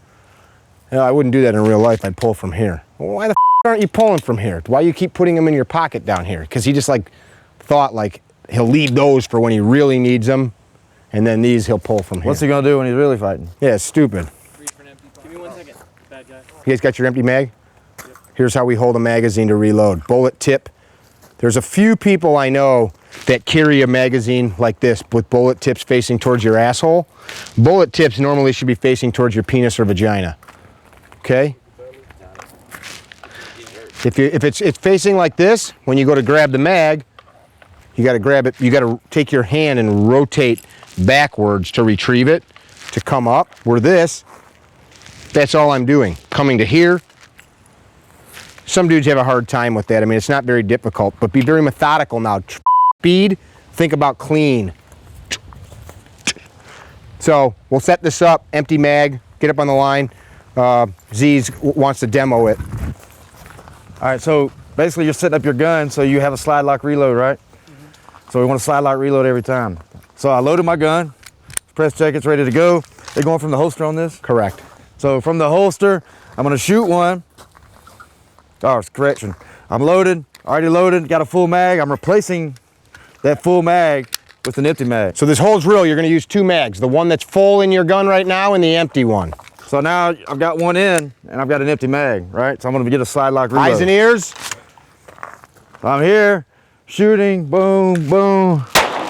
Slide lock reload, bringing it back, taking the mag out, however you let it drop or strip it, bringing this one back up, reloading, another one in the center, checking with my last sight picture right, holstering, then I can get my empty and I can put it in, do a tac mag reload. So the tac mag we talked about, we might as well get in there. You're getting all of them in here at once. This so is here, my favorite drill, guys. Check it out. Pull this one out. There's different ways to do it. The way I like to do it is I have this one ready to go and I take these 3 fingers. All right, so I got it here, ready to go. It doesn't matter really, as long as I got some way with that same hand to grab both. Follow me? So I just grab this one out, got it in my hand, grab here, insert. If I got time, I can yank like Mick says. Here, grab here. You can grab what people do this, right? Between their knuckles. You can do whatever. Notice I'm not flagging you while I'm doing this, right? Being aware of the gun. Here, ready to tac mag, put that other one in. Dropped it. If I do that, I'll holster. I can pick that up, get it ready towards my vagina. Bullets towards my vagina again. A lot of shit going on in this drill if you pay attention. You're getting a draw stroke. You're getting a sight picture, a trigger prep. You're learning to feel that slide lock back so that you're not shooting when there's a dead stick. Dump the gun, dump that magazine when it's vertical. If you start to rotate in and you hit the button, right? We've all done that. As soon as that thing locks back, simultaneously come in and just dump it. after we get that thing reloaded, after our second shot, this is the next cool part of this drill. I'm being aware. Where's all my dudes? You guys are kind of communicating like, good. We're all gonna bend down together with our muzzles downrange. Oh, you want them to keep it out? Yep, so I want you to get used to having to do some shit with that gun out. Pay attention, you know? You're gonna grab it, do that tack load, make sure everything's tight, come back to the holster, thumb check, blah, blah, blah. That might be a good time to press check, make sure everything's cool. Super mindful. On that line right there is good. If you guys miss the paper at these distances, you will pay with push-ups. 10 push-ups for any miss on this paper. Eyes and ears, look left and right. Sexy time. You got an empty mag in there? Yes, sir. Hold on, we got to get the police officer up to speed, everybody. Clarksville's finest, they call him the operator. You said it. Well, you do a little chest work, don't you? I just got my vest on.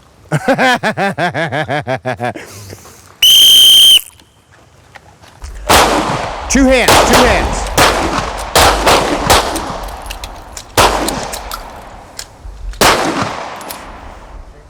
Whoop, whoop. Gun out, gun out, gun out, gun out, downrange.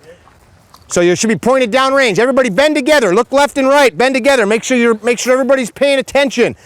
I'm having you guys look around because I don't want any of this shit. Look back at me without shaking your muzzle offline. I don't want any of this crap. You know, be very mindful of where your gun is.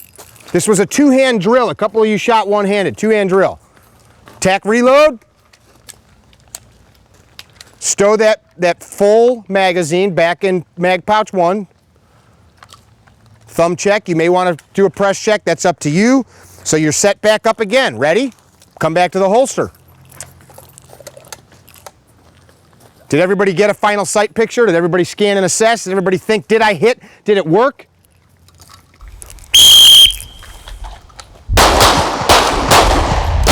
Reload! Reload!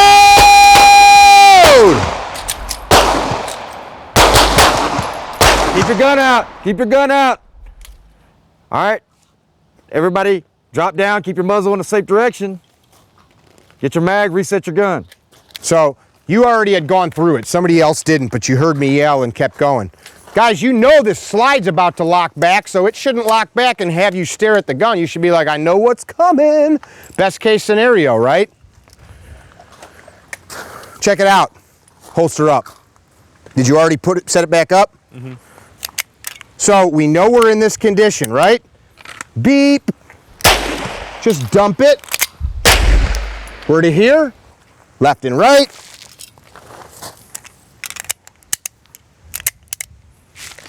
That's it. Beep. Beep. That's it. Let's go. Let's start running through this now. Don't speed up. Speed up till you start. You pick up their mags on their own, not in sync. I want you guys, I'm going to give you a whistle. Start paying attention to what's going on around you. Look, don't just be dropping. You got it? Go through the mag.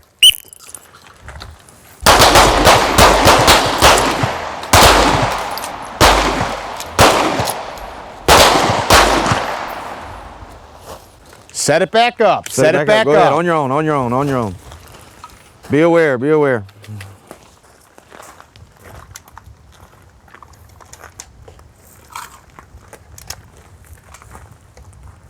Holster reluctantly. Make sure your gun's ready and safe.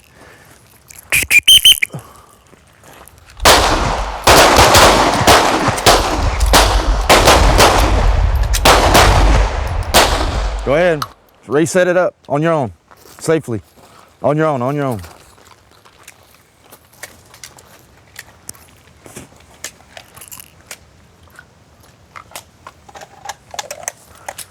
Make sure you set up to fight still. Who's out there? Who's out there?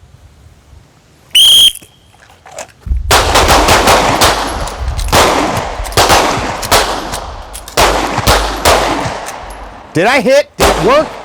Do I need to provide more service? Do I? Do you? Reset it up.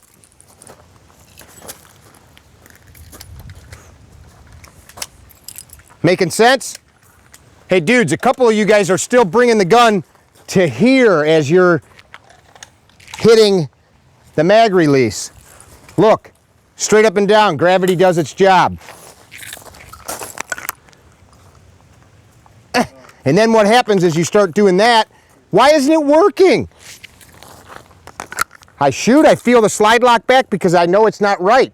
I can see it lock back. If you dry fire enough and shoot enough, you will see that sight 3-4 inches closer to you. Just push the button and come right back in and do what you got to do. Do it while it's vertical. That mag has a weight in it. These empty ones drop even slower, which is why a lot of dudes will use weighted mag bases. A lot of guys feeling like they have to do that. You don't have to if you just are pushing the damn button while gravity is going to let it happen. Try it slower. Hey, Mick, downrange? Downrange. Look, I don't do that just because I've done it this way for so long, right? I don't keep it straight up and down. I might immediately come back to my workspace, but what I'll do is always take it out. I assist that mag coming out. So I shoot, boom, I'm straight here and I'm back in, right? It's just, it never goes wrong because I always know I pull that mag out. But it's just me because I'm always in my workspace. I feel it. You could feel the gun go to slide lock, am I right? Feels different than a malfunction or a dead man's gun. It locks back. It's the weight. You can feel that. Boom. I automatically hear and I help it. My hand's already here. Boom, boom. So if you are used to that, at least do something to make sure that that mag comes out and you're not doing this. What I like about what he's telling you is it works every time. Until what? Till my arm ain't working right, till my arm's preoccupied. So try it both ways. I'm not saying one's better, just try it, feel it. We'll run that rest of this till that full mag is empty, and then we're gonna switch this up.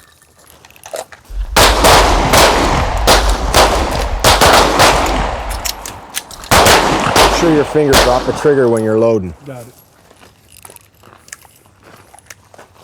All this setting back up part, dudes, make sure you're going nice and slow. Be mindful. Before you come back in your holster, check and make sure the gun's got a round in the chamber. Good? How much is left in the magazine you got? Dose? Yeah? 3. All right.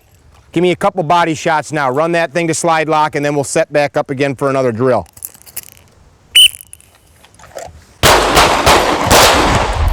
Reload! Finger to the locator when you load. Good? Top off one of those mags, leave one empty. So keep them, top all your shit off except one. And now we're gonna, remember the drill we just did where we were moving? Where we got off the line? We're gonna do that and then we'll incorporate the head and body. We'll add a little distance here. So top off everything but one. Move and explode. Get the gun up running. Get a final sight picture. Did you hit? Did it work? Anything pasted down there? You good? Is it 3 total shots? 3 shots. So set it up to go slide lock after 2. I'll demo.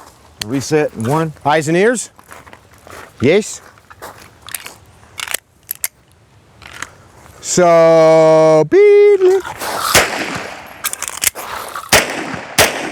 did I hit? Did it work? Does this need me to shoot him again? That's the way you talk. I personally be like, dude, drop it. I don't need to talk like you do to these people. Then all together, right? Set it back up, thumb check, reholster. Good. If you miss, it's 10 push-ups. Did we have any misses on that last one? I put a couple pasters up. Whose were they? How many did I paste? 2. So you got 20 push-ups that you owe me. I think I called that beforehand, didn't I? You guys there was no time constraint. There is no time constraint. So if you want to take 25 minutes to get these 3 shots off, do you have any excuse for a miss if I have 25 minutes to make 3 hits?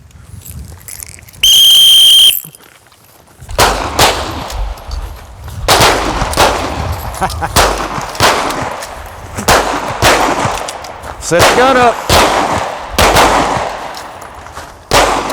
Anybody miss? Did you get your final sight picture?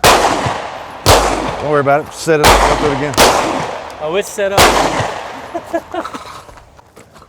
Did I hit? It's 1 and 1. 1, 2, 3. You got to set it back up. Set it back up. Muzzle down range, not at your hand. It's not like your uncle's penis. You guys understand why I've got you bending over with your gun out, right?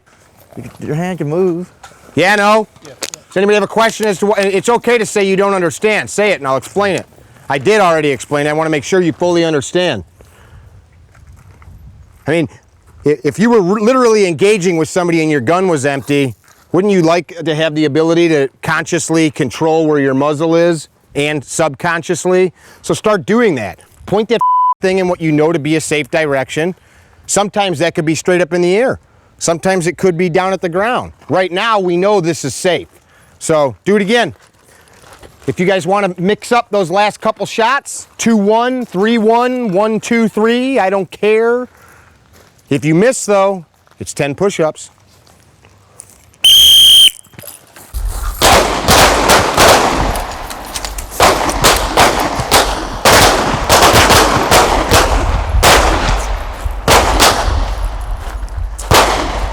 What am I not hearing any of you say?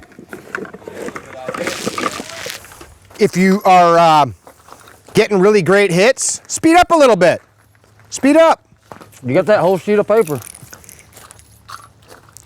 1, reload, 3 to the body, 1 to the head. How many shots is that? How many? 5. 3, 4, 5. 1, reload, 3 to the body, 1 to the head. 5 total rounds.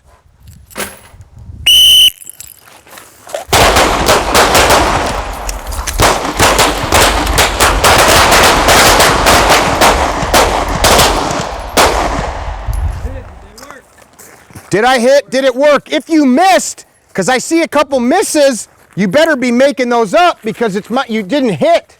I see 2 misses. You better have made up those misses. Adam, you're doing push-ups? Yeah. The operator's doing push-ups. I don't want to make everybody feel bad. Pay him up. Do it. Pay him up. That means do your push-ups. Do your push-ups, however many you got. I see 1 miss, I see another miss, I see another miss. Those are 10 each. I'll do them with you, boys.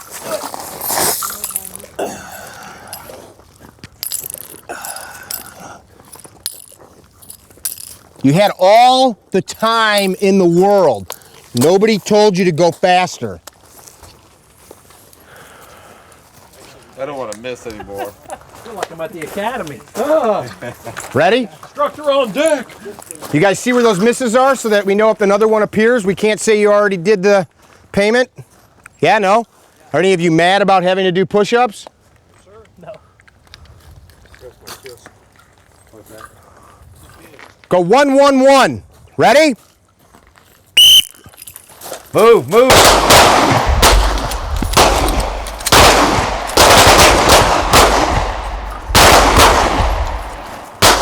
Did I hit? Did it work? Keep that muzzle down range if you're moving left or right. Finger to the locator. Get it up on that index position. As soon as you draw, be moving, just like the original drill. Drawing, boom, reload, moving back. How many of our rounds are we responsible for when they leave our gun? All of them. So like if I shoot you in the face and you're just an innocent bystander, but somebody bumped me as I was shooting, if he bumped into me right as I was about to shoot the bad guy and I instead shot you, dude, he bumped me. Does that work? When I go tell your wife, I'm sorry, this dude bumped me when I was playing hero? Same drill.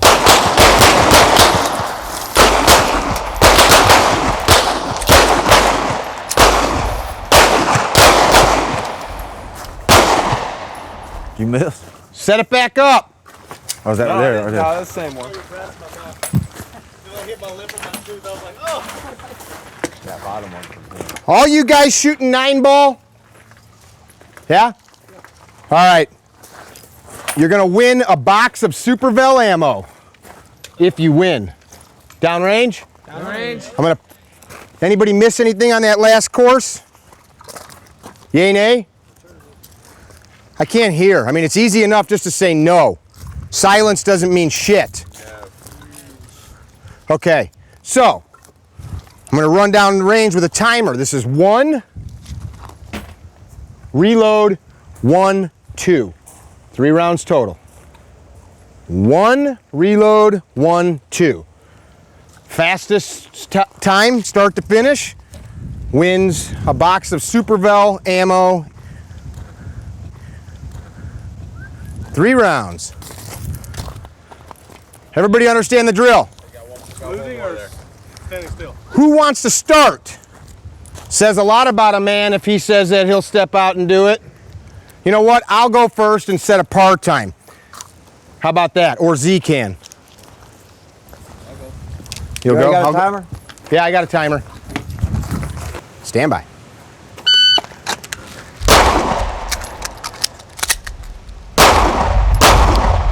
.517. First shot, 144. Who's up? 517 is the time to beat. Wait, you got a miss? I caught the top. Downrange. No, you cut that. You cut it. That's good. Who's up? I'll go. All right. 517 is the time to beat. 3 shots. Does the operator understand the drill? 1, reload, 1, 1. Roger that. Ready. Stand by. Make it work. Come on, make that work. Good hit, 765. That's conditioning, man. You were like, why isn't it falling? It's okay. It's okay. 765. You're still in the running. You get all good hits. That's what counts. Took you about a second to figure out, like, pull that. All right.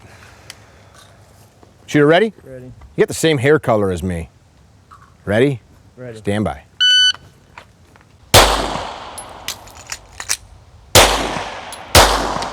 .514. What was Z's time? Damn! If you beat the instructor, he has to give you a. You ready? Almost. Nice and relaxed. Ready.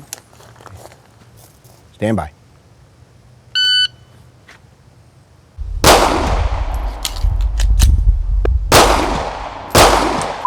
.621. Nice. Where are you pulling from? What, my spare? Yeah. Why'd you come from there and not here? Because this is how I carry. Is that blood on you? Yes, What are you bleeding? yes. Oh, okay. 621, not too shabby. Holster up. Who's up? 514's the time to beat. Let's make sure you're okay. Maybe a period or something. I'm feeling a little bloated. Get your finger good and far away from that trigger when you're manipulating. Shooter ready? Ready. Stand by.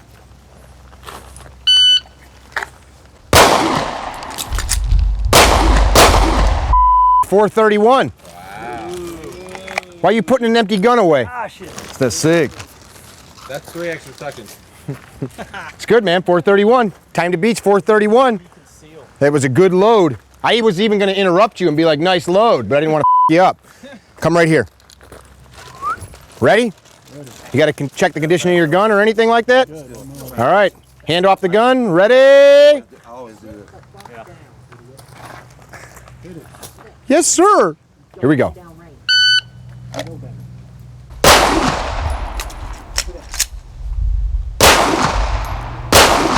.686. Not too shabby. It's okay. It's okay. Holster up while you're facing downrange. Shooter, shooter, shooter.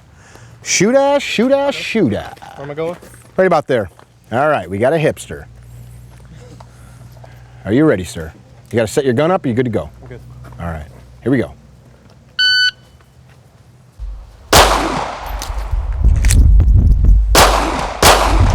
.566. And the target was moving. Good stuff. Who's up? Officer Duchetti. Probate. Not even really. It's more recruit. All right. Sorry, bro. You shouldn't have told them anything. That's fine. You ready, bro? Yeah. All right, stand by. He ain't been on the streets.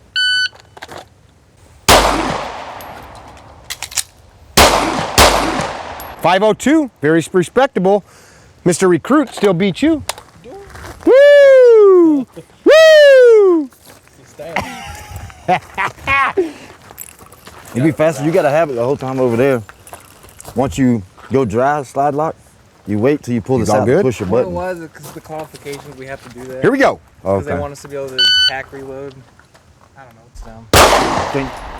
They want us to have the mag in our hand before we drop a mag. Slide lock. Nice. 815. All good hits. Did I hit? Did it work? Who's up? Who's up? Everybody? I want to try it once. I want to try it once. Hold that, will you? What's on me? You just wanted to touch my butt? Very tight. Shooter ready. Shooter ready. Stand by.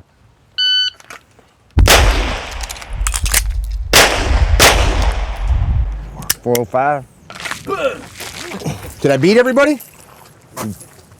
You kissed the top. Yeah. Trying to help you. See, I had So- to go against the hood and this. That's all I wanted to do. Did I win? You did. So we were 430 for reload, come to slide lock, 1 body shot, 1 headshot on the follow-up. 4.30. Very good, man. Very good. Shooting SIG 320, a gun that you'll never want to drop. Okay, good work. Yeah, that's coming. We do really have like a very significant chunk of wet. Oh wait, is it past us? No, that's future. Oh, what time is that? You can tell it future. How long do you think it's going? It's 6:30.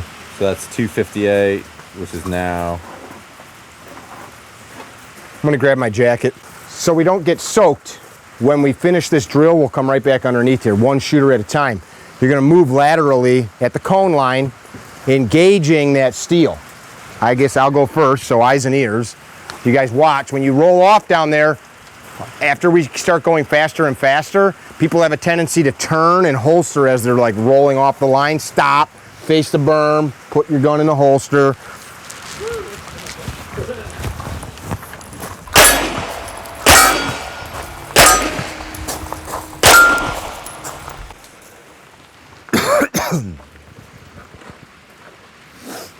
Two hands,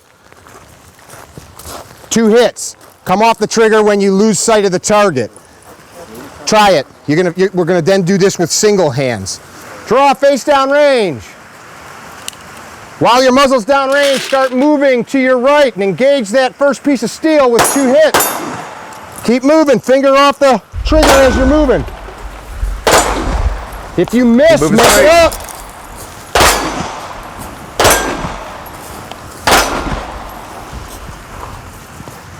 Just kind of remind you of what we were doing this morning with that piece of paper floating the sight.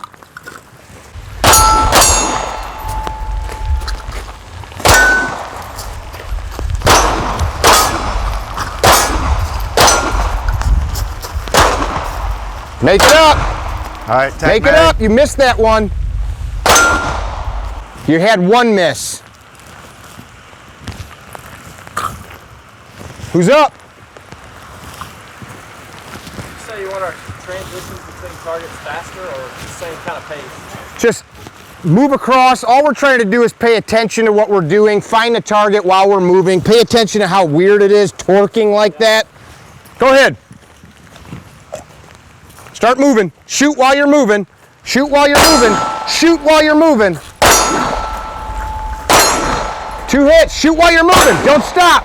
Shoot while you're moving. Shoot while you're moving. If you miss, there is no static shooting in this drill. No static shooting.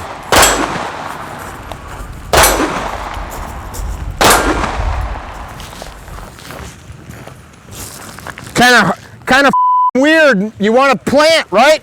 This Vertex jacket's really doing an awesome job of keeping me dry. Shoot and move, shoot and move.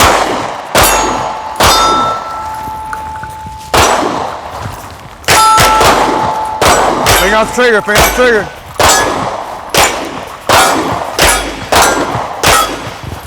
Keep moving, keep walking. Down range though.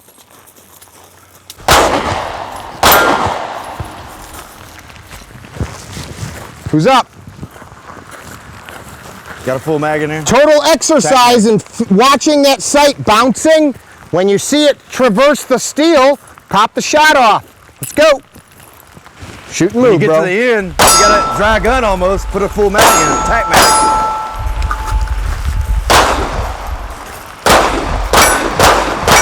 There you go. Keep going. Here it comes. Holster up. Woo-hoo-hoo-hoo! Should we wait a minute? Should we? Do you want to get soaked or you want to keep going? Wait a minute, maybe it'll just pass. Sugar milk. What we could do, we can run a drill from here, just moving, bing, bing. Okay. So, this is what's happening. It's pouring rain. Zee's out here addressing some targets. This guy, they call him the operator at the PD that he works at. I've been calling him Clark Gable. Oh my gosh.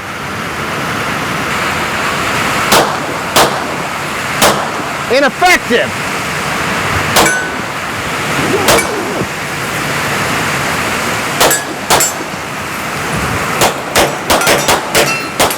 All right, come back under, full mag. All right, ready, go. Hit it.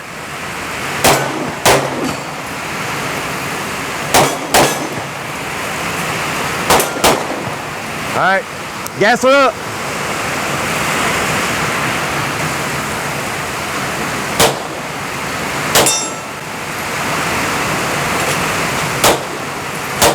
Misses. Clean them up. Come back, get this one. Little one. Nice. Gas them up. Who hadn't went yet?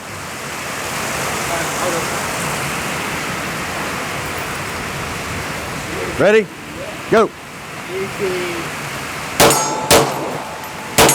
Keep moving. Nice. Nice. Look at the ground, man. Gas That's a her lot up. of water out there. You went yet? Yeah. All right, so 2 in each. Only take as much time as you need to. Try to keep moving. Ready? Go. Keep moving. You come back. Keep moving.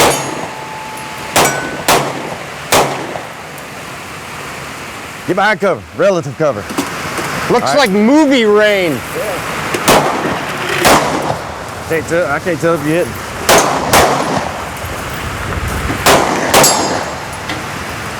With a flat mag. Phone on the ground. Zee, get in here! Okay, guys, I think we might have like a storm here. This could possibly be a storm. Might be dying. Like, is this the eye wall? It just stopped raining and just started getting windy. Are we about to die? That's a funnel. You see a funnel? Look at that tree. Oh wow! Yeah! Holy shit. It's happening! We're literally watching trees blow over. What's the radar say? Should we check the radar real quick? Yeah, we're in the red.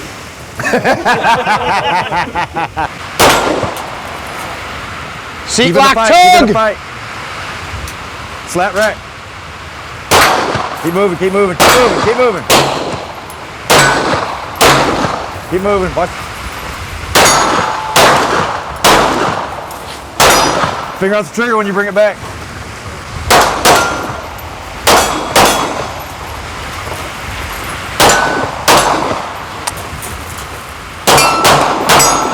All right. Keep moving. Finger out the trigger when you bring it back.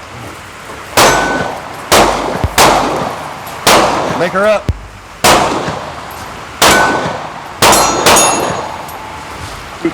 Go. Keep moving. Get an angle. Awesome!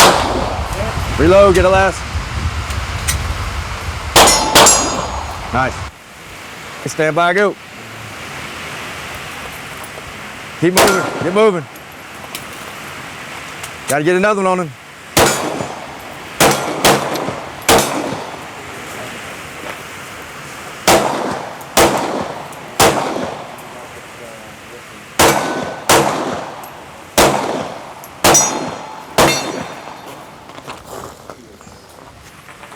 Go. Gonna have to get you guys out of these wet clothes right away. Somebody needs to Brought some extra. Who's up? Everybody go? You're good, you're good. Gas her up. Not to beat a dead horse. We went over it a little bit, but there's techniques to moving, right? I come from the combat background, or soldier type combat background, so we learned a certain way to do things, doing CQB, close quarters battle, or CQC, close quarters combat, whatever you might call it. Some people do are the step slide, right? That works until you start doing it into a house clearing or a structure clearing scenario, right? Because you can't do that. And then if you shoot with your bad side, you tend to go backwards a little bit, right? You start doing this. Do we ever want to go into a gunfight backwards? You might not know the answer to that, but I'll tell you that most likely not. You don't want to go into a gunfight backwards. I don't want to go into an entrance, a structure, a doorway, anything like that without facing what's going on, right? If I was a professional, I would have body armor on. I want my body armor presented towards the bad guy. And I also want to be aware of what's going on in front of me, right? So if I go in like this, I don't know what's going on. I'll run into something, right? Possibly throw me off. So the trick to this is if I'm shooting offhanded, like if I'm walking this way, I'm right-handed, right? For a right-hander, it's easy for me to shoot this way, easier than this way anyway, right? My body's automatically canted. I keep my toes pointed towards the direction that I'm going, and I bend my knees, all right? If you try to stand straight up and do this, it's hard to bend at the torso. So I bend my knees, get more of a fighting stance. You good, Tim? The beer. Let me see. 10 minutes. Let me see. Let's see the radar. Let's recap what we've been working on all day. Yeah, I want to finish talking about walking. About what? About that Oh, the moving, walking? Well, moving that laterally. kind of that's where the next drill will take us. What we say is, here's your gun. This needs to be fast, not this, right? So when you're coming into a room, say I come into this room, moving laterally, we call it moving laterally. Moving in depth or moving in width. We were moving in width out there, right? Width of the targets. If we're moving in depth, we're moving down a corridor basically, and you got targets, yada, yada, yada, to the left and right. So moving in width, say my target's over there where Drew is, or where Tim is on that back wall, and I'm right-handed like I said, so I'm shooting right-handed, I have to twist my torso a little bit more to get my right-hand involved, unless I switch hands, kind of like Ben did on the drill. All right, I don't like to switch hands unless I have to. Follow me?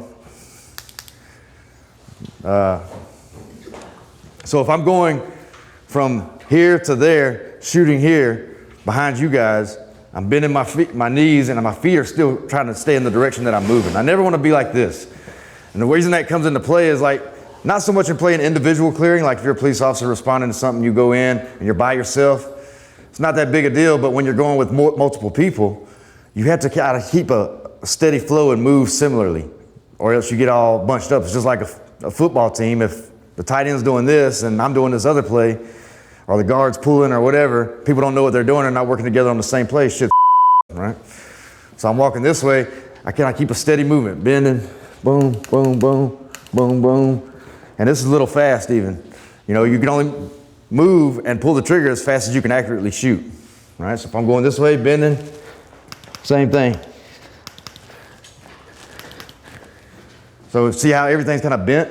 It's kind of, I guess it's what's the word I'm looking for? Exaggerated. It's exaggerated a little bit, you're bending. So this combat stance or this fighter stance that I'm in, it exaggerates when I move because I'm giving myself a shock system, all right? Even if I move backwards, I move kind of controlled, right? Never want to slide, and I don't want to do this, right? And cross.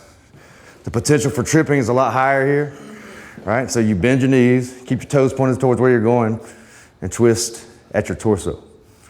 Makes sense? My hands, it doesn't matter. I know the platform that I need to make an accurate shot. I know how to line up my sights or point shoot because I'm probably shooting stage 3 or, is it stage? Whatever. 3 or 4 for the shooting levels, right? So I'm not really, my sight is never focused when I'm doing this unless I'm just like walking real slow and like, sight, I see the sight, and then I'm walking like that. And if he was doing that, he probably should just stop and shoot, right? If he's taking that much time. Might as well, right? And why do you keep moving? A lot of people say, well, you really can't move well. Doesn't make sense in a self-defense scenario to walk any other way besides forward. The rest of the time, you just need to move, turn, and shoot. And I buy into that a little bit. It just depends on what you're doing. Like I said, a team environment where violence of action, speed, and surprise come into play, and I'm moving all together and keeping a flow, I have to move fluidly, right? Otherwise, I can run and do the 3-gun thing, boom, boom, boom. It's more efficient, boom, boom, stopping and shooting. But I don't have that luxury in the context of clearing a house or CQB. But I would argue that it's not, just because you don't do CQB or team clearing, doesn't mean it negates the fact that you need to have that skill. I think it drives home some of those fundamentals that we were talking about earlier, just moving on the target, messing that sight picture up. We're kind of doing it and making you move at the same time. If you did have to move, you could do it. If we go into that, I know eventually we're going to get into the one-hand shooting and moving offline, right? Think about my child. We'd be doing it right now if he didn't bring us in here. We're safe. You're welcome. So if I had to pull my gun out, active shooter down the hallway, right? Whatever the scenario may be, way down there, and I have a daughter, child, somebody that I'm trying to get out the way, either so I can save their ass, like I'm a protector, like doing personal protection and I'm guarding the principal, or I'm just taking care of the lives that are at stake around me, or I'm just trying to move their ass out of the way so I can get to cover because they're bunched up, funneling into a room or whatnot.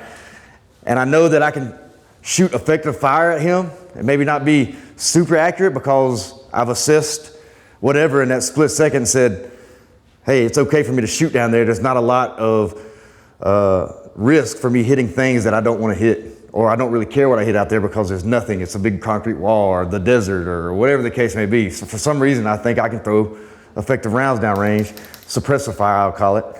You never really want to do suppressive fire in a civilian atmosphere, but in this situation, you could. So I'm shooting, I'm moving them offline, boom, boom, boom, boom.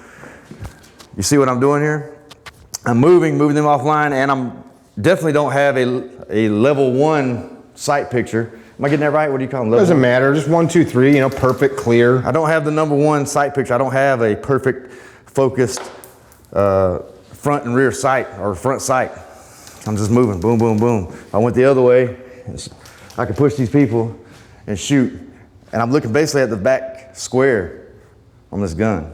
And I'm lining, what I do is I like to get bone structure alignment. So instead of doing this and worrying about all this, I don't care about this recoil at this point. I want to get everything straight, kind of aligned with my face, and that helps me just point shoot even better. Everything's kind of tight together. If I'm doing this, there's a lot more play. I just want to get out there. That's one way that we teach it, and I don't know how you teach it, Mick, but from moving side to side. So moving somebody offline, putting rounds down range, just until you get to a spot and then figure out what you're going to do, or if you're going to ambush this active shooter or active killer, whatever the case may be. I want to get here and then wait on him, get low, set up for him, lock the doors and run, whatever you're going to do. You can get rounds down range and then get offline. Does that make sense? Add to that, Mick? I went on my little pedestal there. Why we have you doing this, like shooting and moving stuff, like the point isn't to be able to hit while moving. While that is a point, the point is to be able to learn to see what do you got to do to make the round impact the target, moving or not. You got to have everything lined up, and you got to press the shot when everything's lined up without moving it, period. Except I think when we think about that, we think about it like there's this big thing. It's a micro fraction of a second in time. This has to be lined up as this happens. Maybe it's a quarter of a second. Quarter of a second. How long does the human eye blink? It's about 0.25 to 0.30. That's it. So all you got to do is just make those couple things happen at that split second. But I think that we focus on like, where is it, where is it, where is it? You don't need to. So him just describing that back, using the back plate of the gun, at these distances, again, point at me. Point at me. Do you think you'd hit me or get really close to me at these distances just by pointing? Any of you guys ever shoot a bow? Never? Instinctively, like even at like summer camp, no sights, that's how I shoot a bow. You can draw. I know a dude that could shoot pheasants in flight. Clay pigeons. He could throw the clay pigeon, hold the bow in this hand, throw the clay pigeon, grab an arrow, and shoot the clay pigeon out of the air. What the?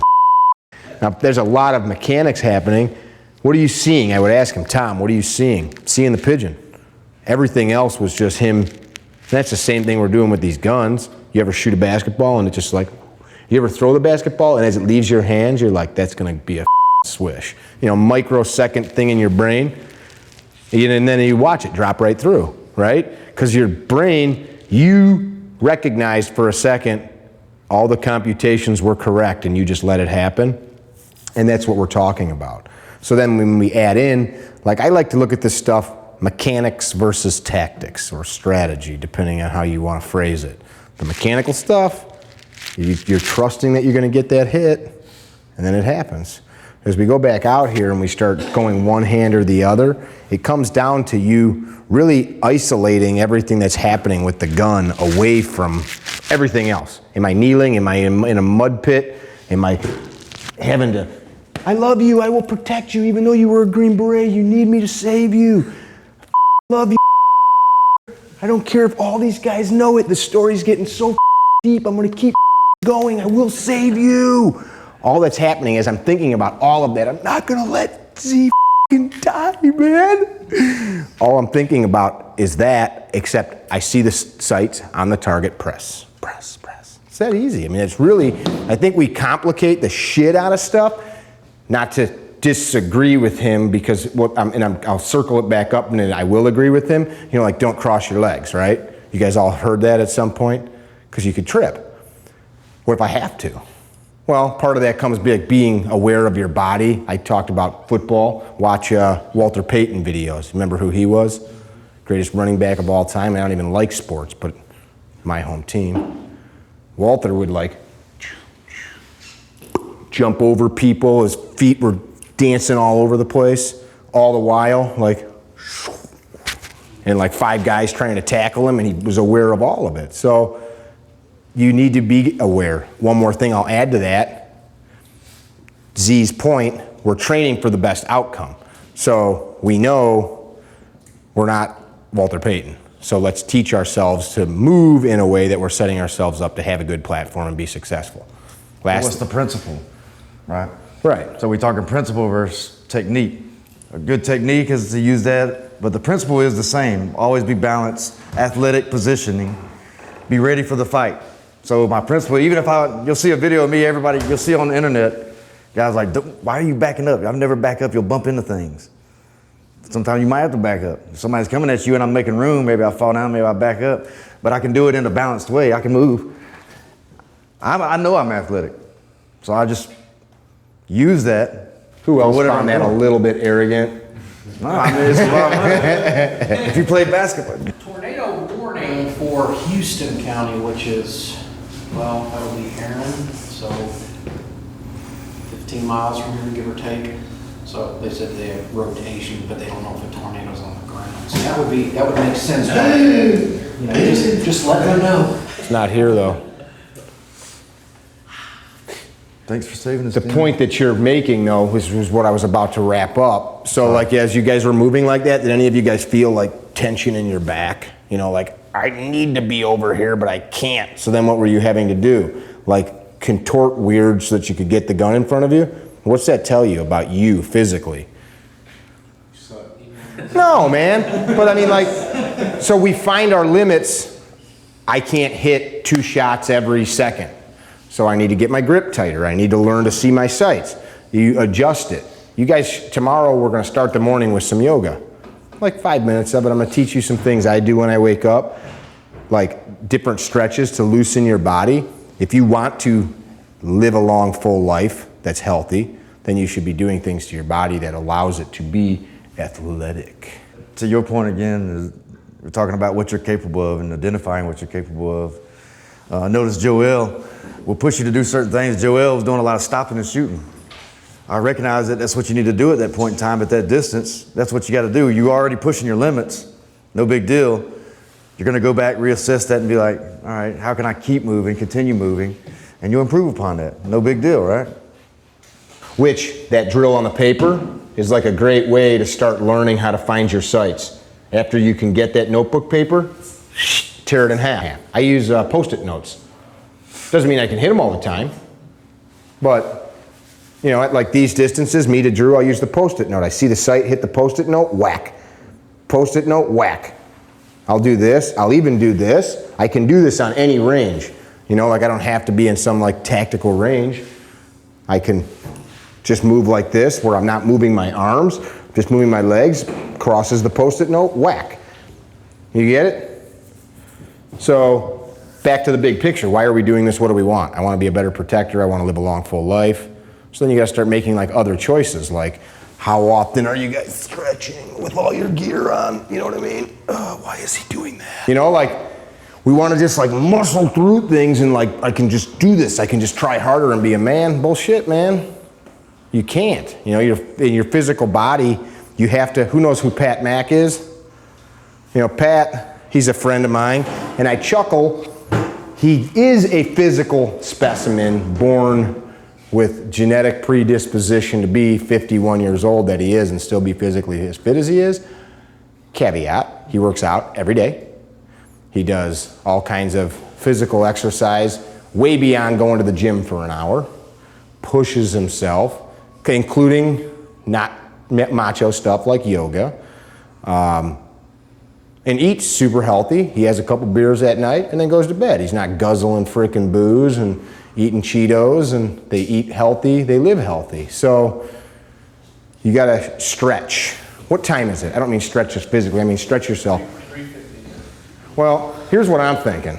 Like this class ends in about half hour anyway for the day, 45 minutes from now. If we're like in Stormland, where we're like, what we can do, I don't know. It looks good. It's clear now. Oh, okay. Let's get out there and run this. Since we lost a bunch of targets, we'll throw a couple of these up. You guys, if you need to tag team a target, that's fine. Here's your target. Check it out. We start and end with accuracy.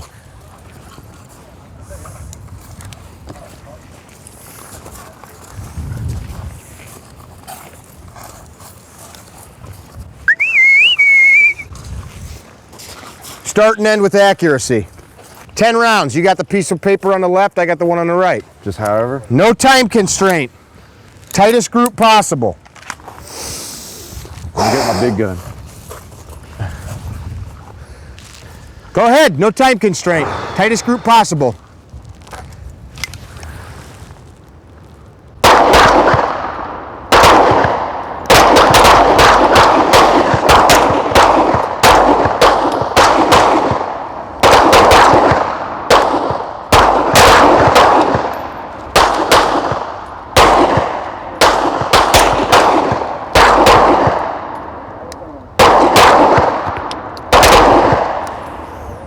Let's see what we got.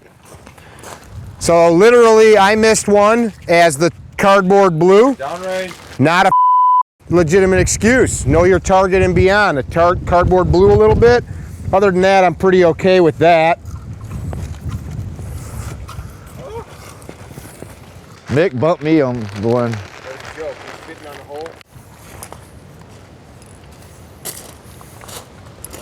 Did any of you now at the end of today shoot better than you did this morning at these distances? No? You're looking, if you're just like, nah. Oh, you're resetting the trigger better. That was you on this side? Let me see your gun. Eyes and ears, boys.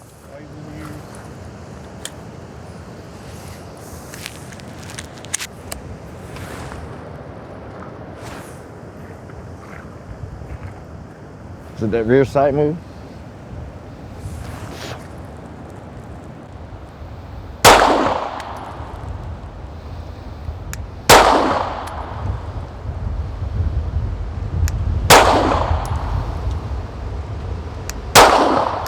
So I just held to get that hit. I just held the front sight right here. What? Yeah, try it. Low and right? Yeah, so hold Hold right there. Just to the right. Low, hold all the way down here. You holding on my dot or close? Sometimes they get loose and they'll pop out. Hold on my dot. So you got to just do Kentucky windage Yeah. in Tennessee. Now, tomorrow what we're going to be working on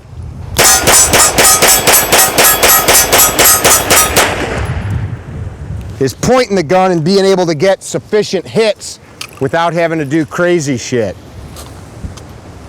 You understand?